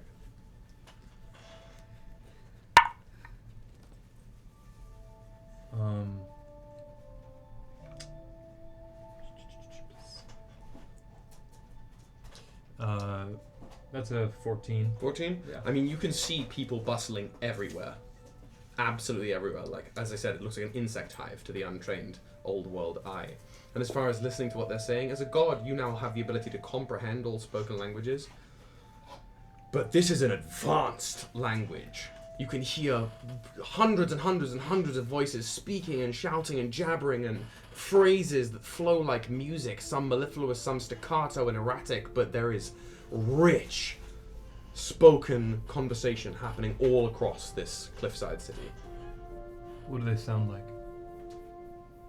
With a 14, it's not the most clear, but the closer sound, the sound of this like crystalline fortress, sounds mellifluous and high-toned and incredibly well-worded. Like, it's almost too much for you. It's like a little much. Whereas the general conversation that you can sort of pick up en masse from the cliffside city sort of feels as though you're standing in the middle of Times Square and listening. That kind of like up and down of chatter. Okay. After I take it in for a bit, just kind of not memorizing, but just watching, get the vibe. I submerge. Okay. As you submerge your head back under the water, you feel this like weird sloshing temperature shift through your back as you basically, as your head comes under the surface, it's like thinking with portals, or, you know, Portal 2, you find yourself almost backstepping back up onto the marble viewing platform. And for the pair of you standing there, you see almost like in one slow, like fluid, rewinding motion, Hylan emerge and double back onto the viewing platform with you. And as you cross the threshold, that blue cylinder of light fades down into the pool, and the ripple rewinds and retracts with you. And the glow dissipates.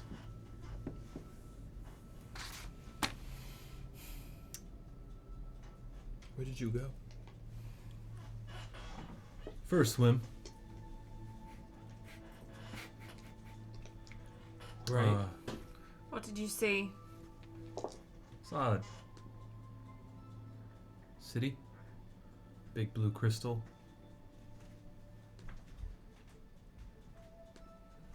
I think we should go down. Yeah. Maybe we should find that city. I like that idea. I was just about to say the same thing. Big blue crystal.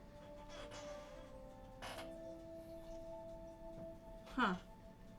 Is Karen? Karen? Krana. Krana. I would like to speak to the manager. The amount of people passing through this afterlife is absolutely unacceptable. I need to speak to the manager. They don't belong in this afterlife.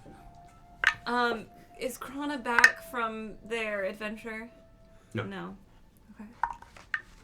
Unless you would like them to be, of course. Would you like to make one more stop somewhere? No, I was just wondering if maybe what Krana's looking out for and the city that you were talking about overlap in any way. It could. I guess we just have to go down and find out. Yeah. Right? We just think city with blue stone and boom! You're there. I've seen it. So you know what it looks like? Yeah, it could help us find it. It's easy. You just think and you're there. It's great. Let's go find Ünen. and Aldwin. And Aldwin. Your daddy. I don't know My if that's favorite. correct, but sure. Okay, you're heading down to the world beacon. You guys arrive to a silence that you can tell has like settled. I mean, No words were spoken between Ünen and Aldwin. Aldwin's not there. Oh. It's just you in the room. When you arrived first, Mhm. just empty thing with just the beacon there. Where is he? And then as you've been standing there for a few minutes, really, it's not that long before first the sigils appear on the walls, and then from the sigils these beings of light emerge that then form into Nevrik, Ystävä, and Hylan. Sawda. Hello. And the world beacon sits there glittering. So, we found out that Hylan might be connected to a town down... City. City. In Regolus that has a blue crystal? Blue crystal? Yeah, big rock. On the coast somewhere. And we figured we might as well go down there and see how it's going and see if Kirihan's down there. Did you find him? I believe he is down there. Do you need to talk to him about something? There were a few things that we did not have the chance to talk about, but in due time. Like what? Who's Kirihan? He's a god. They have a project that they're working on. What? Kirihan has asked me to help with the elven kind that he's building. Or tinkering with and then nudging forward. Do you like it? I don't understand. Is it what you want to do? It is what I'm here to do. Is to assist. Okay. Just wonder, because it seemed like Vikestar didn't really like what they were doing either. So I wondered if you did as well. That our will isn't free? What do you mean? I don't know. I think this is a conversation maybe for another time. Like, I like what I'm doing, but I get to interact with people. Do you like what you do? I don't really do, it just happens. Okay. So, game plan, we go down. Find the big rock. Sure. Maybe look for those 4 beams. Sounds good to me. Of the people Vikestar described, where one was these elder races. What are their names? What are they called? There are a few elfen, right? With different categories. Were they any of them? I don't know, because he used stars to describe them. Oh, I didn't know if you knew or not. Maybe look for the, like, identifying traits. This bunny you talk about, Uh-huh. were they an elven? No, I don't think so. They were not. Or not.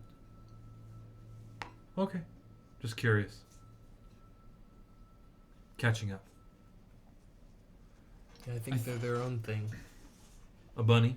Right. What do you know, Ünen? I think we'll find these individuals simply by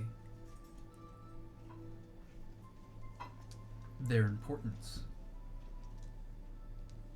If they seem to be so important and will have sway on what happens, therefore the people of the city around them, then we simply follow the crowd. Well, we must not forget. They did say. Incognito.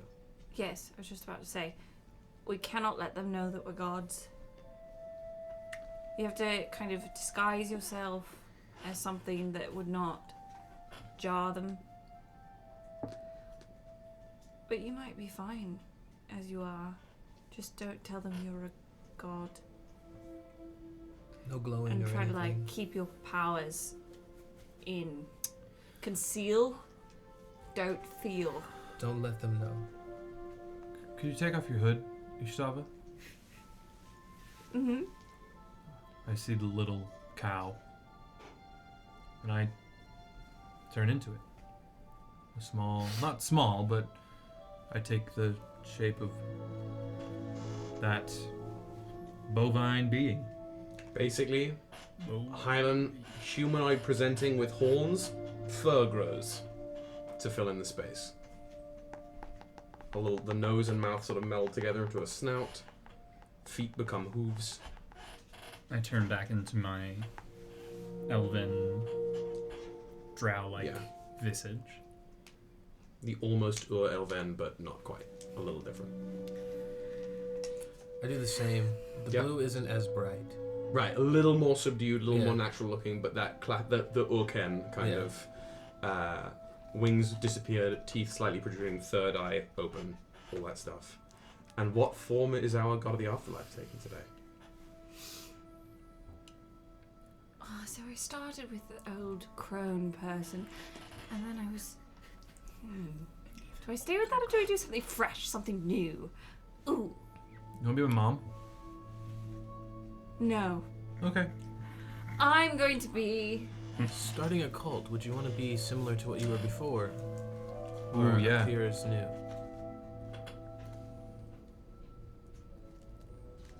Transform into the crone. Okay. Because I can just change whenever I want. You feel like it. So you assume that the old crone again. It's a thing now. So we've got the crone. I love the crone anyway. Alright. The crone, the elf, the orc, and the minotaur. What a group. Who is activating the world beacon? I'll do it. Everyone can get in a clump. Before this happens, is there a way to search for Aldwin to see where he might be? I mean, you can search with your feelings, Luke. I will do one of those. I will do it. Great, okay. Roll me basically just a wisdom save. Reach out with your senses. He's always with you. Search your feelings, my son. No one is true. Search your feelings, Luke. That will be a dirty 20. Your father. Yes, of course. He is me. You, with sort of like pinging that, it's like in Dragon Age, you know, you click the stick and like the little treasure loot radar goes out. It's like that, but internal, right? You sort of send your senses through the hearth. Or like the Odin sight. Yeah, exactly that. And you can feel him somewhere tangentially connected to the hearth. He's not on the hearth proper, but he's somewhere lateral, perpendicular to the hearth. Okay, as we're going, I just want to, I don't know, send like some kind of signal that I'm on my way back down, just to him though. Just to Aldwin? Yeah. Yeah, you basically, as opposed to just letting the ping be in your own sense, you let it resound off of Aldwin and you get a ping back. It's all very sort of metaphysical imagery, but you understand what I'm saying, right? There's a resonance back. Cool. That's all I'll say. Okay, you're activating the world beacon. Mm-hmm. What is your talk to me. Tell me about it. What are you instructing it? It's just literally a dais with a crystal coming out of the ceiling and a beam of light coming from the crystal. That's it.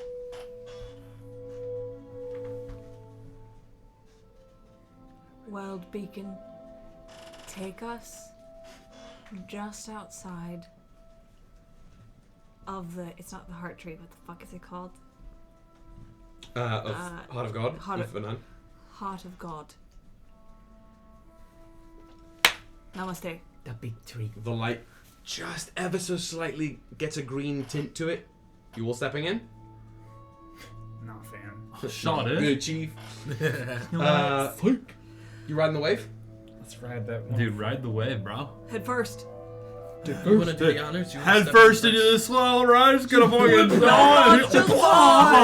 Okay. It's just fine. You Gator! Get on! You shoot that ball! Somebody, please send help. Please. You vibe check the world beacon and meld with your greater consciousness, all four of you, as you ascend and descend through space, becoming metaphysical energy yourselves once again, as you are beamed down as pure energy towards the planet, towards the giant blue expanse of Regolus and this ridiculous Pangeatic continent in the middle of it, right back to where you'd been before. And that is where we're taking a break. Take a break. We've been running for a minute, so let's come back around 8:30. 8:30.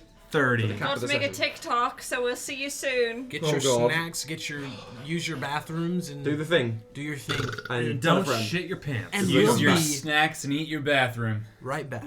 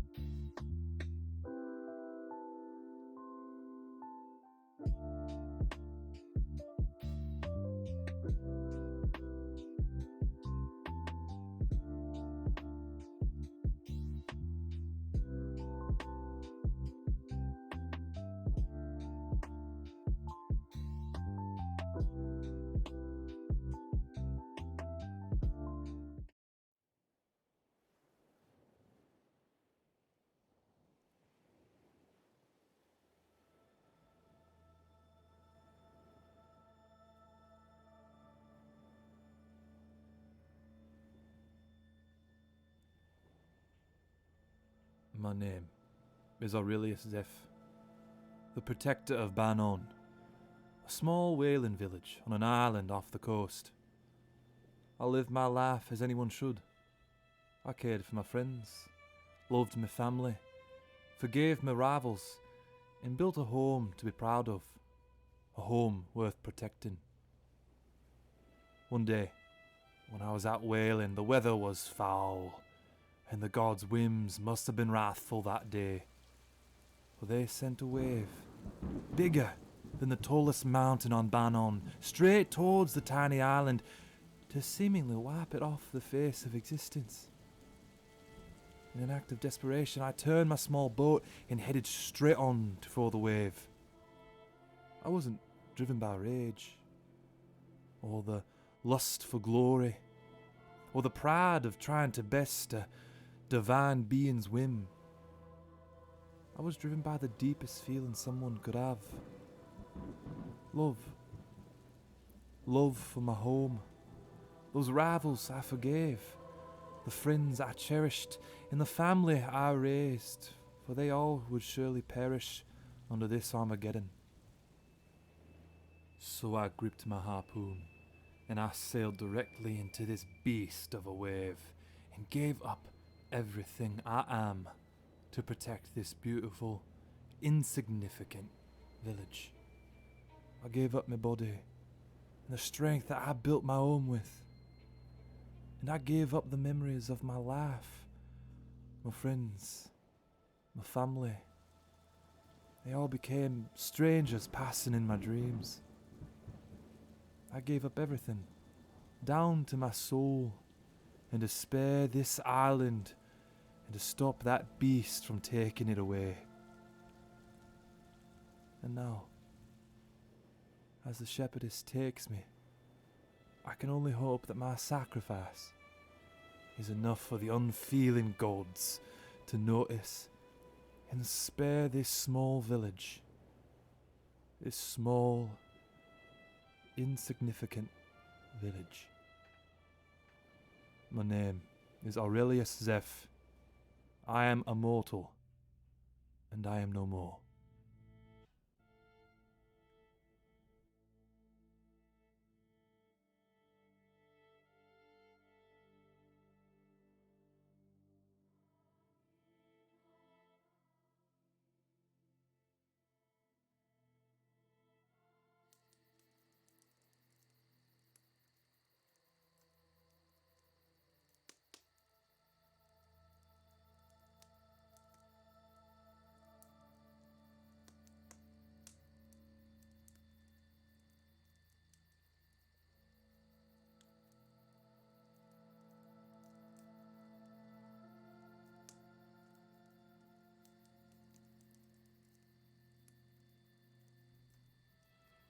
The rebel child Cinder sought to control and shape the primal passion that flowed throughout the universe. The other gods had no control over this passion and its overwhelming force, leading to many godly disputes. So, Cinder took this passion, shaped it into emotion, and created her son to rule over them. He was called Nevrik. Cinder charged Nevrik with the power of passion, separating it into 5 base emotions: love, fear, anger, joy, and sadness. Each of these emotions were tied to 5 elements: the immovable earth, the flowing water, the burning fire, the fleeting air, and the striking lightning. Each of these elements came together to form Nevrik's home, the catalyst of all emotion. And Nevrik was the key to unlocking all incorporeal sensation in the universe.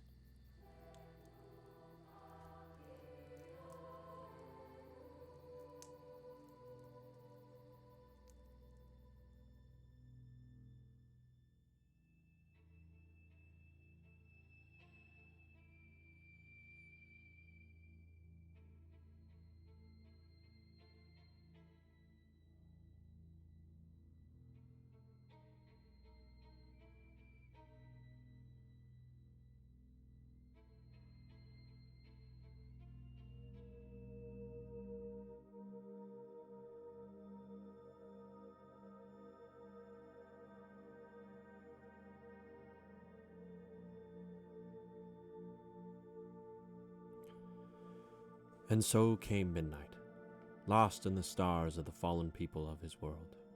As a mortal, Midnight was around in the early ages of his land, and was a part of the few that were at the beginning. Midnight's parents were the first to die, leaving Midnight in a state that would lead him to godship, the exploration of death, hoping that he could see his parents again, while also to be the god that understood what took his parents from him: death itself. Midnight is there to research, study, and ponder what the moment of death will bring to everyone. A worker with all the gods, but closely with Ystävä, leading you through the moment of death and handing you off to Ystävä for the afterlife. On the journey of life, midnight comes when you least expect it. It watches how you make every decision to your last breath. Looking over every soul that reaches death, midnight takes a moment to care for what you have done, what choices you have made, and what has brought you to your final breath. And with that final breath of life you take, midnight will come.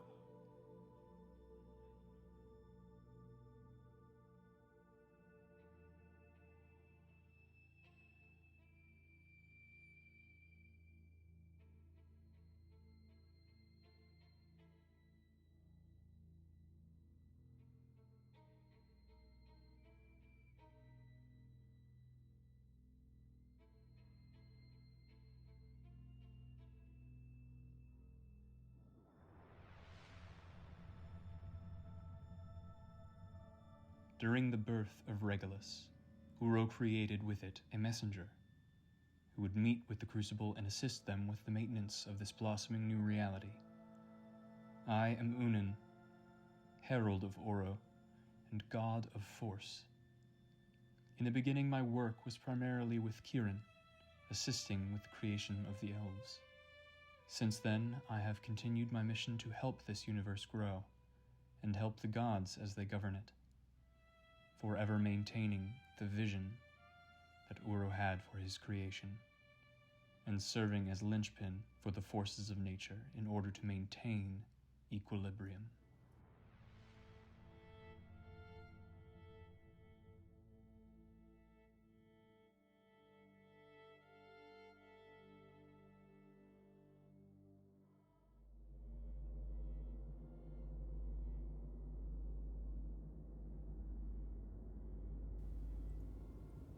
Welcome. Don't be afraid. There's no reason to be. Let me start with telling you a story. Maybe that would make you more comfortable. But please, you're safe. This story is about the first person who died. So, when the first mortal perished, no place had yet to be created for the dead, except for the god sleep. This mortal came to the sepulchre of the gods alone and with no means to return to the worlds of the living. It was not a place for them. Yet, unfortunately, they were there because there was no other place for them to go. Fearing an eternity of nothingness, or worse, being discovered by a not-so-forgiving god, the mortal tore into the ether, desperate to escape. The ether tore back, filling the mortal with the vast potential that Uro gave existence. All that was before and all that would come to be, ripped through the very essence of the mortal's mind and body. But the mortal's will was strong. So strong that one's soul and vessel had been consumed by the void, their will remained. From the ether, something began to stitch itself together. The very fabric of the universe, combined with the mortal will to endure, weaved a new being. A friendly face to meet at the edge of eternity. A shepherd to guide souls from what was to what will be. The new god, imbued with the spark the mortal left behind, fashioned a name for themselves. Ystävä. Ystävä carved out a piece of the god sleep for the perished mortals, for you. Ystävä made it for them to come for a final rest, or to be reborn into the next cycle.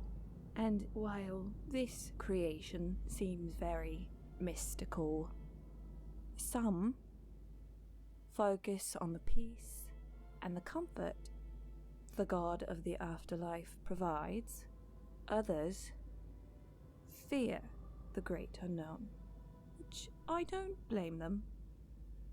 Unknowns are scary, but a very select few believe there might just be something more to be discovered, even beyond the veil.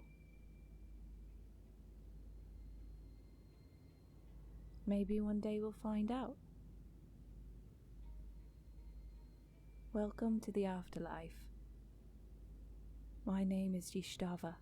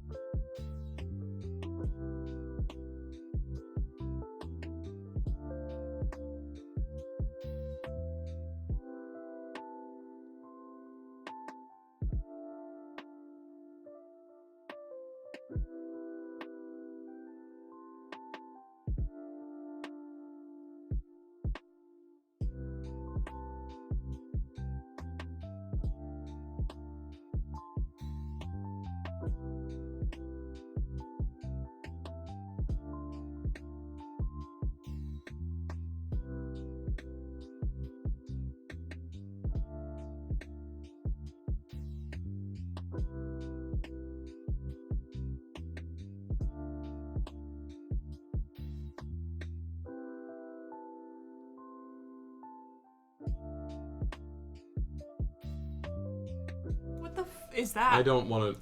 Welcome back, guys. I hope you have your snacks. Hope you have your drink. Hope you went to the bathroom because we are jumping right back in to the world of Regulus Prime. So, the group of you just descended through the cosmos, mingled with your own super consciousnesses, to then be reassembled from energy back into your physical realm-walking forms on Regulus, on the continent. You have found yourselves back just inside the tree line that forms the edge of the clearing into the heart tree. However, the Heart of God, Ünen, nice, well done. That's 2 for 2 so far. The huge tree that forms Ünen is further away from the tree line than it was last time. As you can see, even from within this tree line now, there are more roots protruding from the base of the tree and coming up out of the ground and forming little domiciles, and some of the roots you can even see tether to the actual forest edge itself, as you can hear and feel and see some activity within the forest. What I'm trying to describe here, Heart of God has expanded. Both the tree itself and the civilization which it represents. There is a buzz of activity around you, and when I say around, I do mean on the ground, like in the trees. There are little structures in the trees with you here. There are many structures all over Heart of God itself, but there are also elves and elvenan of all kinds on little, like, platforms or mobile devices of some kind floating around the place, too. The attire that you can see, at least from this distance, has improved some. There are consistent styles that you can see, uniformed fabrics have been tailored more. There's been progress. Considerable progress. But any further inspection than that, any more details, are going to depend on your own explorations. Was it like this when you came down before? Yes and no. Right? It was less. It has grown. But similar. I find that to be an apt description. Alright. Thank you. Where's the water? Huh? In my vision I saw water. Is this... I don't believe we have gone to the place in which you had a vision. Of which you had a vision. I figured we'd go here because we know that at least the last time we were here, people kind of, sort of knew we would come. And Kirihan might be here. And from here we can go look for where your city is. Okay. So? I want to find Tamsin. Oh. Okay. Why? I want to see how he's gotten along. If he's still here. Maybe we'll find Kirihan if we go in. Should we go in? Okay, let's go, everybody. Okay, so you're venturing out of the tree line into the larger expanse of Heart of God now? Mm-hmm. Okay. As soon as the group of the 4 of you break through the tree line, well, let me ask, how stealthy are you being? Since you're disguised, are you just like walking through? Or are you trying to like avoid sight from this civilization of people? Ünen is above the ground a little bit. Sure, but that's not Is a shock floating, for this particular city. Yeah. Some of them do that anyway. Okay, well, then I will continue by saying that as soon as you break through the tree line and people up the tree, around here, in the tree line behind you, spot you, people change. Anyone near you gets exceptionally prostrate and down on one knee, does a head bow, and I'm going to ask for all of you to roll me or actually, what's your passive insight? 20. 20? Insight's 10 plus your... 10 plus your insight bonuses. That's so wisdom plus proficiency. 14. 17. 17. 17. 21. Okay. Ünen, I think you're more focused on this growth, because last time you were here, this was not necessarily the direction that it was going in, like active expansion. The rest of you, the three of you, you notice that this reverence that the surrounding Elvenon people are directing towards you, it's specifically directed towards Ünen. The one that isn't noticing. That's perfect. Miracle Sorrow. It's just straight Miracle Sorrow. Mary. What did you do? I'm sorry? These people are, worshipping you? Oh. I am in disguise. It must not be a very good one. Are you disguised the same way you were last time? I cannot... Oh. I cannot make a different... form. I think you can. Oh, let's go, Are you sure? closer in. I am. I'm walking. Okay. You're walking straight towards the big tree. Ah. Okay, so there are three main sections that you can deal with outside the tree. There are the housing, or the Jesus. 3 sections outside the tree. There are the roots that form a bunch of the private homes and huts and living spaces for a lot of these, for many of the, especially Enelven. Behind that large portion of the lateral roots, there seems to be 2 other segments that you can see, not counting behind the tree. To the left, there is something that looks like an animal paddock or a farming area of some sort, and to the right looks to be some sort of larger tented encampment with gilded edges on all of the tenting, and a symbol of basically a gold antler that's been bent into a circle. Do you remember that? I whisper in my non-old lady voice. Do you remember that? One of the figures is wearing a circlet that looks like that. Oh Does yeah. it look like... Is it similar? Kinda. I mean, Yeah. this is definitely they're not the same thing, but it's evocative, I You guess. had said antlers that were facing down. That's not the other in, one. a That's the pendant. Yeah. The third face that you were seen was wearing a gold circlet of some kind that had antlers coming up like this, little figurative antlers. And this big tented complex wasn't there the last time. Of course, there's something clearly behind the tree, a section behind the tree that you can't see, and also, of course, the tree itself that functions as the basis of the city. So, are we walking towards the entrance to Uthevenon? Pass through Ewa. Ewa. You want to find... Sorry, I forgot the name. Tamsin. We do that and then we quickly go see. If you want to help me, that's fine. That's... As the God Sleeper told me, one band, one sound. It's the divine wisdom of the universe. One band, one sound. Okay. And where are we going to start that? Rock. Can I do a similar pinging thing? Or is that only a god? No, you can certainly try. Okay. You can try and roll it like a attempts to ping. A loot check. Destroys the entire... just levels it. I'm gonna try to ping. What was that last time? It's just a wisdom save.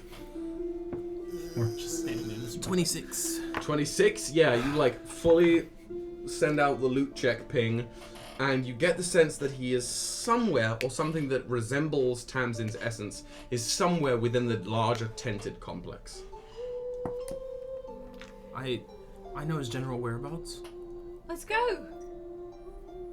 After you. We should also probably talk to, and this is Kyle forgetting the name. Overrun? Overrun, yeah. Overrun? Okay, so we... Yeah. So this Townsend, this was a friend from last time you were here? Tamsin? Tamsin. Tamsin was a hunter. They were the first. The first? No. That was somebody else. Tamsin, somebody you met. Tamsin is the hunter that I hunted with. The Tamsin is the being we came across. Your child now. I understand your reason for wanting to meet with him. Then I also think it is important that we speak with Uvaran. I agree.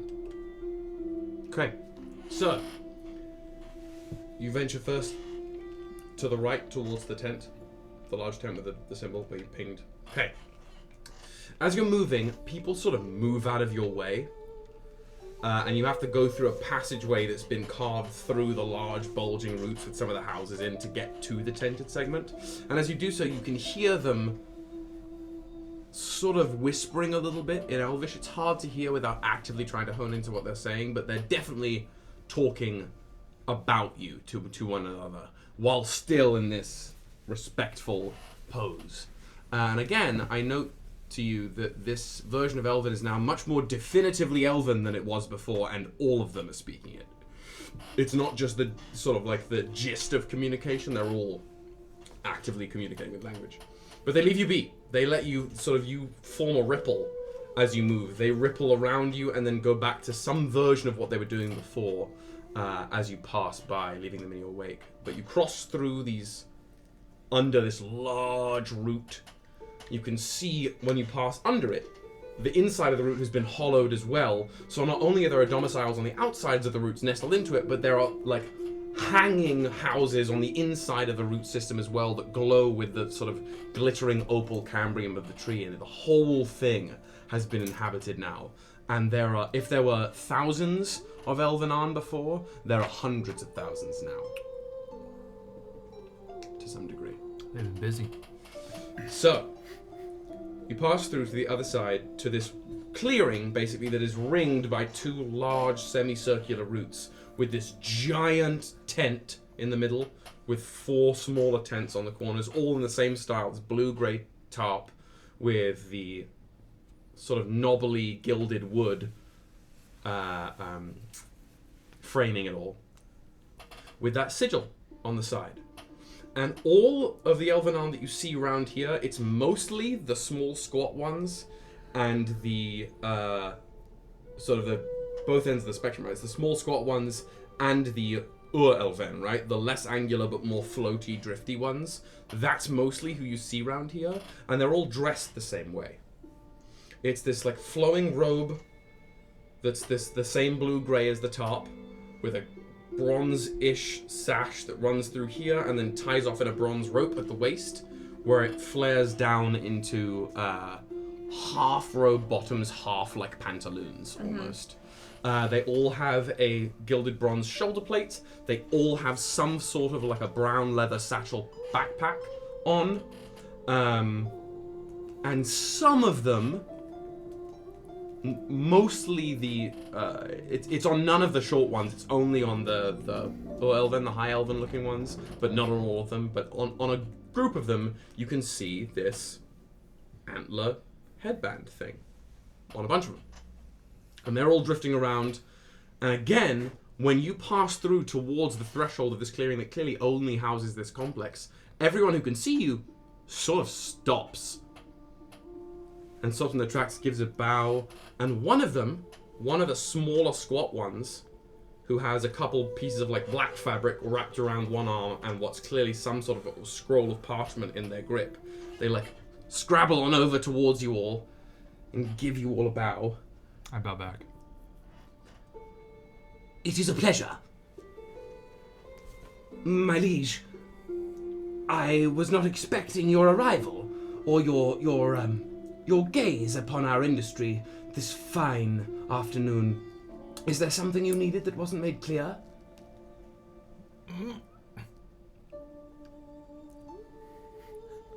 Ünen looks to his friends. Ünen. My liege? I don't...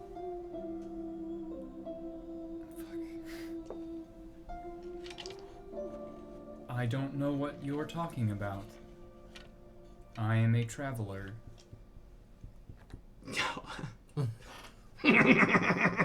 And everyone in earshot also like laughs along. Please clip that. Very funny, my liege. Very funny. Fuck. Well, what can I show you? What can I assist with? We would like to speak with Uavaran, if they are available.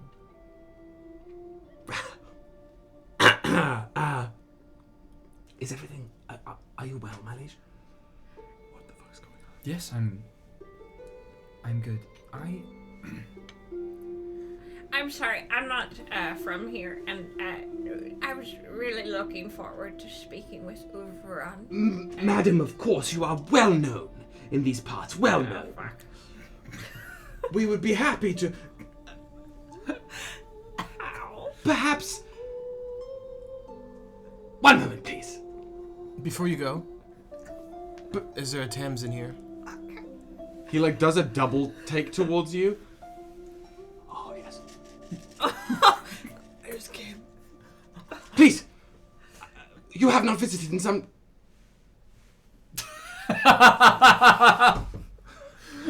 With my purple cow tongue, I was picking my own nose. You're literally stitching it right now? Like, One... How?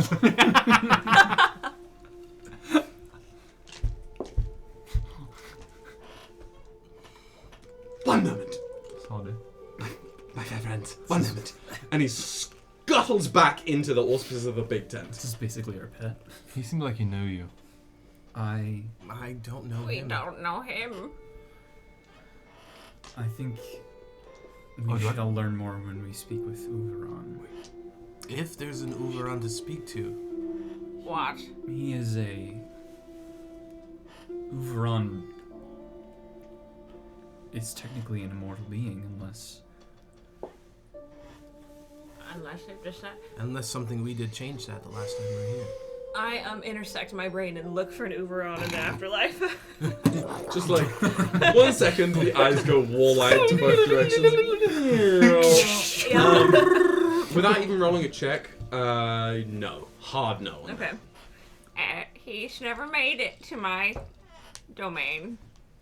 Hey, do we have to do voices? But you've never made it to my domain either, and look where you are. No, I just do this because I like it. So we don't... Should we, though? No. Can I try? Do you want to do a voice? It's around at this juncture that the little squat one skittles back out of the tent here, and following him is a tall, very angular figure with salt and pepper hair tied back in something like a top knot, weathered face, leathery a little bit, less the years, more the mileage, and dressed in the same kind of uniform that everyone is, the circlet, the slate blue robes with the gold sash. He has 2 gold plates, and instead of a backpack, he's got what looks like a very ornamental quiver, and he's got big fur gloves on, and he comes out and looks at the group of you, and focuses on you, Nevrik, and beams. My friend! You return! My friend. You return! Excuse me, my liege. You did not tell us that you would be bringing them back. Again with this What the fuck liege? have you been up to? You've been with me. And this we have not been... entire Are you... time. Do you travel This was not with my these? intention. Don't worry about me. My child, I'm only a simple traveler. I need a fat performance check from you. Performance? Absolutely! silly performance. It's not terrible. That's terrible. Roll poorly. If it had rolled this way just a little bit. I was I rolled a 2? Yeah. Fuck me, dude. That's a 7. Yeah, you are giving the most TLC performance you could possibly be giving. Not TLC. Yes. It's fine with him. My name is Tamsin. He knows. Nice to meet you, Tamsin. Hylan. It's okay. I wanted to do a voice. Tamsin. It is if you travel with these, you are a dear friend of mine. And mine to you. Yes. Is this how it's supposed to work? Yes. I am. I don't. Please. Is this all? Do you have the time? Would you like to come in for a midday meal, a tea? I would much appreciate to catch up Of with course. you, young Wonderful. man. Yes. Oh, it is so. I wish you. Please, come in. And he immediately spins around. He mutters something to the little one with the scroll who writes something down. And as he passes into the threshold of the tent, you hear him bellow out in Elven, "Clear out! Stop all operations! Oh, We have guests today!" He's already inside, but he's just bellowing. I didn't really want to fuss. So as you're still standing outside of the tent, a bunch of all kinds of Elvenan flood out. And as they pass by you, it's a lot of like bows, little like greetings, a little confusion, but there's still the general air of respect as they pass by you. Good, yes. You are getting stares, I'll be honest with you. You are getting absolute shocked stares. Yes, I look like a cow. It is normal where I am from. But you Do look not like a cow stare, child. it is a genetic condition. Let's remember you look like a cow child. Where I am from, I am considered rather charming and handsome. Some nations consider me a delicacy. Are you I saying all of consider this out myself loud? delicate. I am a rare beauty where I am from. Some of you may die. But that's a sacrifice I'm willing to make. Are we heading into the big tent? Yes. It all comes back to true. All comes back to true. Okay. So you guys pass in, and you come up into a huge space. The tent was big, but the space inside is a little bigger than it should be, right? And it is beautifully carpeted in this almost this wonderfully geometric patterned rug, mostly sort of very, very sharply geometric leaf shapes, with sort of sparkled black wall for the leaf outlines and this beautiful dark green wall for the rest of it that spans the entire thing. A lot of great wooden chests and tables and dressers and work surfaces, and the whole thing is filled with a number of like tons of workstations, open-ended storage cabinets filled with shit. It's all well organized, but this room is filled. One half of the room seems to be mostly filled with things that look like gemstones or otherwise currency of a sort. And the other half is more like open chests that are filled with organized rows of like items and artifacts and trinkets of some sort. And in every available workspace everywhere, and even in piles on the floor, there are stacks and stacks and stacks of parchment. Whether it's bound in scrolls or bound sort of as books or just stacks of open parchment, this is a busy space. Think if the Druids ran Wall Street, basically, right? It's very, very high energy, high octane, pump those numbers up, but it's incredibly rustic, you know what I mean? Even with all that sort of metal trimming. And in the far back end is a huge semicircular wooden like desk and a tree stump that's been carved with a base and up into a back for a seat, at which Tamsin has taken his seat and is heating up on a sort of semi-contained open stove, open like fire that's ringed in with some cast iron, a jade kettle. And my friends, please come. And my liege, I would be honored if you would drink with me this fine evening, fine afternoon. Sorry, it's been a while. My liege, can you explain that one to me? It's a foreign term. Have you been traveling away since? Yes. Loads. Well, our fine. Well, it's hard to explain in no particular terms, our venerable ruler, Ünen, has been overseeing our expansion for some time. Since you left, really. Really? That's fantastic. What a fantastic ruler he must be. We have seen growth over these 500 years like you would not believe. Good job. If you were looking at Ünen, you see something that you have not seen. Just the slightest bit of annoyance and perhaps even anger. I'll definitely feel that. I like it. And I very quickly start trying to, in kind of like the way that I view it, more like metaphysically, like in all of the strings that connect to me, I start to try to find Kirihan's. Give me another fat wisdom save. Try like Cerberus it. Okay. It was so close. Did anybody give me There you go, good buddy. an inspo? Doesn't seem like it. The chat? Nobody's no? a bard. Fuck y'all. I mean, I can give you some. I can bless you. I think. 12. 12? Nearby. Okay. Nearby. He has in the eye. Oh, that'd be funny if he showed up and it's the same face. Then I could change into it to be 3 faces. Now, can I serve you all with a warm beverage? Yes, please. And I'd love to hear what's happened in the last while. Yes. Oh, how long has it been? And he pours out from the kettle this like steaming, fairly viscous, sort of oily-looking fluid. You know when you see like puddles on a car park and they have that like sheen to them? They're dark, but they have that sheen. That's sort of the liquid that's being poured out into these small little matching jade couplets that he hands out to each of you with a little bit more care towards you. And he pours one for himself and sits back. Well, let's see. I mean, after Krana first appeared, we took that in our stride and... Well, how we directed ourselves in the direction the winds were already blowing. Mm-hmm. Go on. Some of...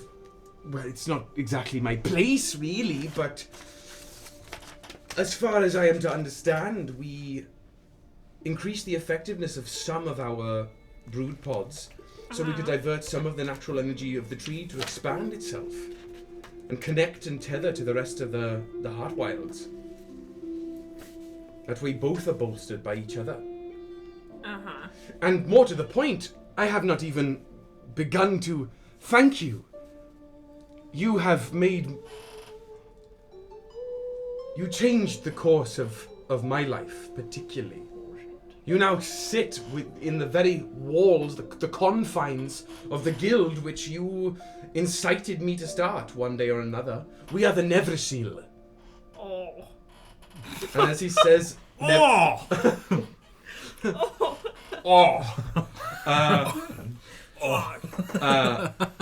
Nevrik is an elven word that, as it translates into the godly, like, celestial global translation, it basically translates to the Joyous Guild.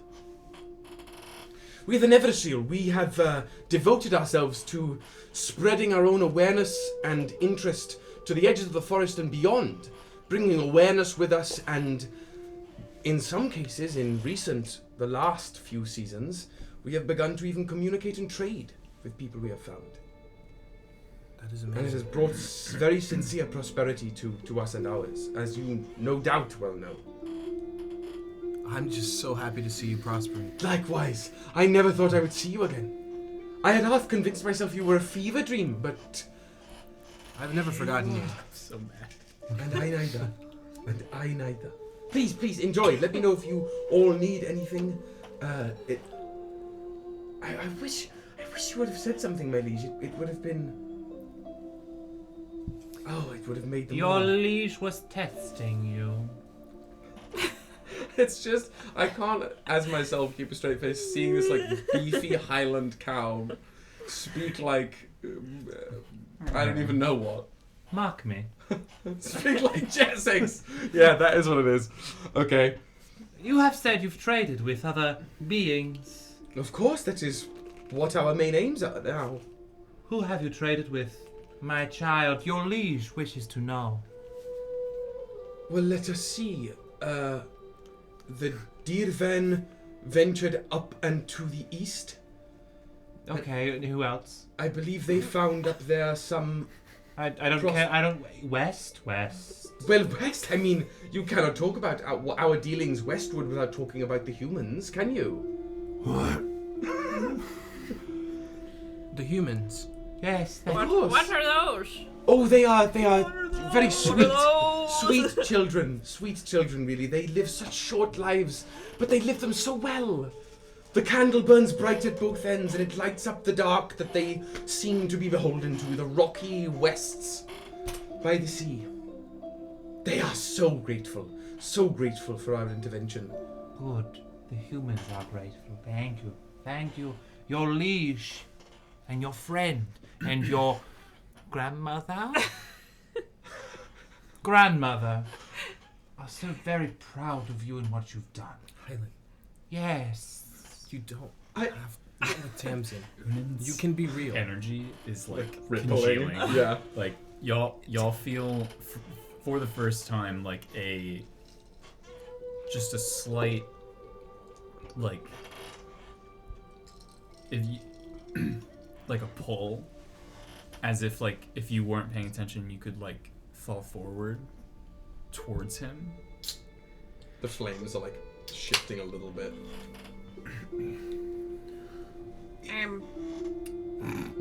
Before we came here, Nail on head.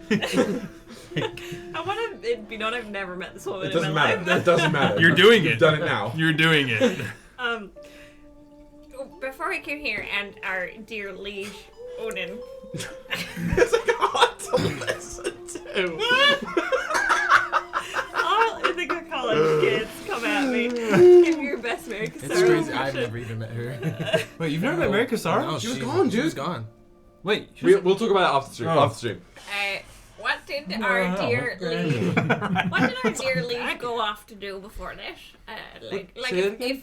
If before we came, where was he? Where Well, did Ünen go? Such a pretty young Before man. the first time or before now? Just now. Like right before now. Well, it was the... I mean, you should know. You were there. I wasn't there though, so what? This is a test. Answer the question. You roll me a big old deception check. Does he get an advantage? Because I'm I'll helping. give it. In the spirit of rule of cool, I'll give it. A 20. Unnatural. Mark me. Mark. Okay, great. An unnatural Oh, no. 20. So he's sort of like Dare I is say. a little confused, but just the warmth of the group of you like sets him at ease. And there is no warmth. no, not you. Don't worry. From the group of them, there's something like he is almost the reverence with which you are beheld here is almost directing his attention away from you as it is. You know what I mean? Of course. At just after dawn, each day, the leaders of our individual tribe, species, whatever word you want to ascribe to it, they all meet with our liege to discuss matters of the day and of the season and what have you. It is how we have kept things balanced, mostly, and today was no exception. It was not that long ago. That's interesting. You are... should I be unsettled? You are... No, I do have a favor. Unless you had something to say. No, you're... This might sound strange. And you are in no danger from us, as always. Could you, go outside of this room and where you... If Ünen wasn't here, and he was somewhere else, could you go find him and bring him here? But don't tell him we're here. Okay. Yes, that's... And he stands up from the desk and goes, There's no need for that. I don't think I have to. Oh. As the tent light pierces through the back end of the tent, as two figures step forward from the outside into the tent of the Neverseal. There is a considerably less humanoid-looking being who is very, very stretched out and sort of like almost as if they're made out of some sort of glowing liquid, but they're still draped in these long, semi-scaled robes that you recognize as Urvaran, with a big book at the hip, much bigger than it was before, but they are... The limits, the edges of their being have become much more non-Euclidean as they sort of drift into the room. And with them, a being that looks very much like this particular brand of Ur-Elven, a proto-drow, but like Tamsin is, seemingly weathered by mileage. Interesting. And as these two step into the room and come to a stop, the Ünen down there, the elf Ünen down at the back end of the tent, looks up and sort of just... Well, isn't this a treat? And that's where we'll leave off. Till No! Fucking hell. I do Good shit. Oh. Okay, guys, welcome back to Ystävä 500 years in the future. 500? I said it as Tamsin and none of you caught it. Fuck, I'm writing that down. It's been 500 years since you were last here. Into the year 3000. And apparently, Ünen has been here the whole time. That's gotta weather him. So thank you guys for sticking with us. Please do, if you haven't, go find us on Instagram because more details about the giveaway are coming henceforth. Yes. And please jump on the Discord. There's fun stuff happening there, and there's even more campaign-related stuff coming down the pipeline very, very shortly. So keep yourselves posted. Lots of love to all you guys. Send love that you have to somebody else. Let them know. And have a lovely rest of your week, this fine week. And we will see you next Monday for episode 5 of Regulus Genesis. Cheers, guys. Always a pleasure. Have a good one. Peace.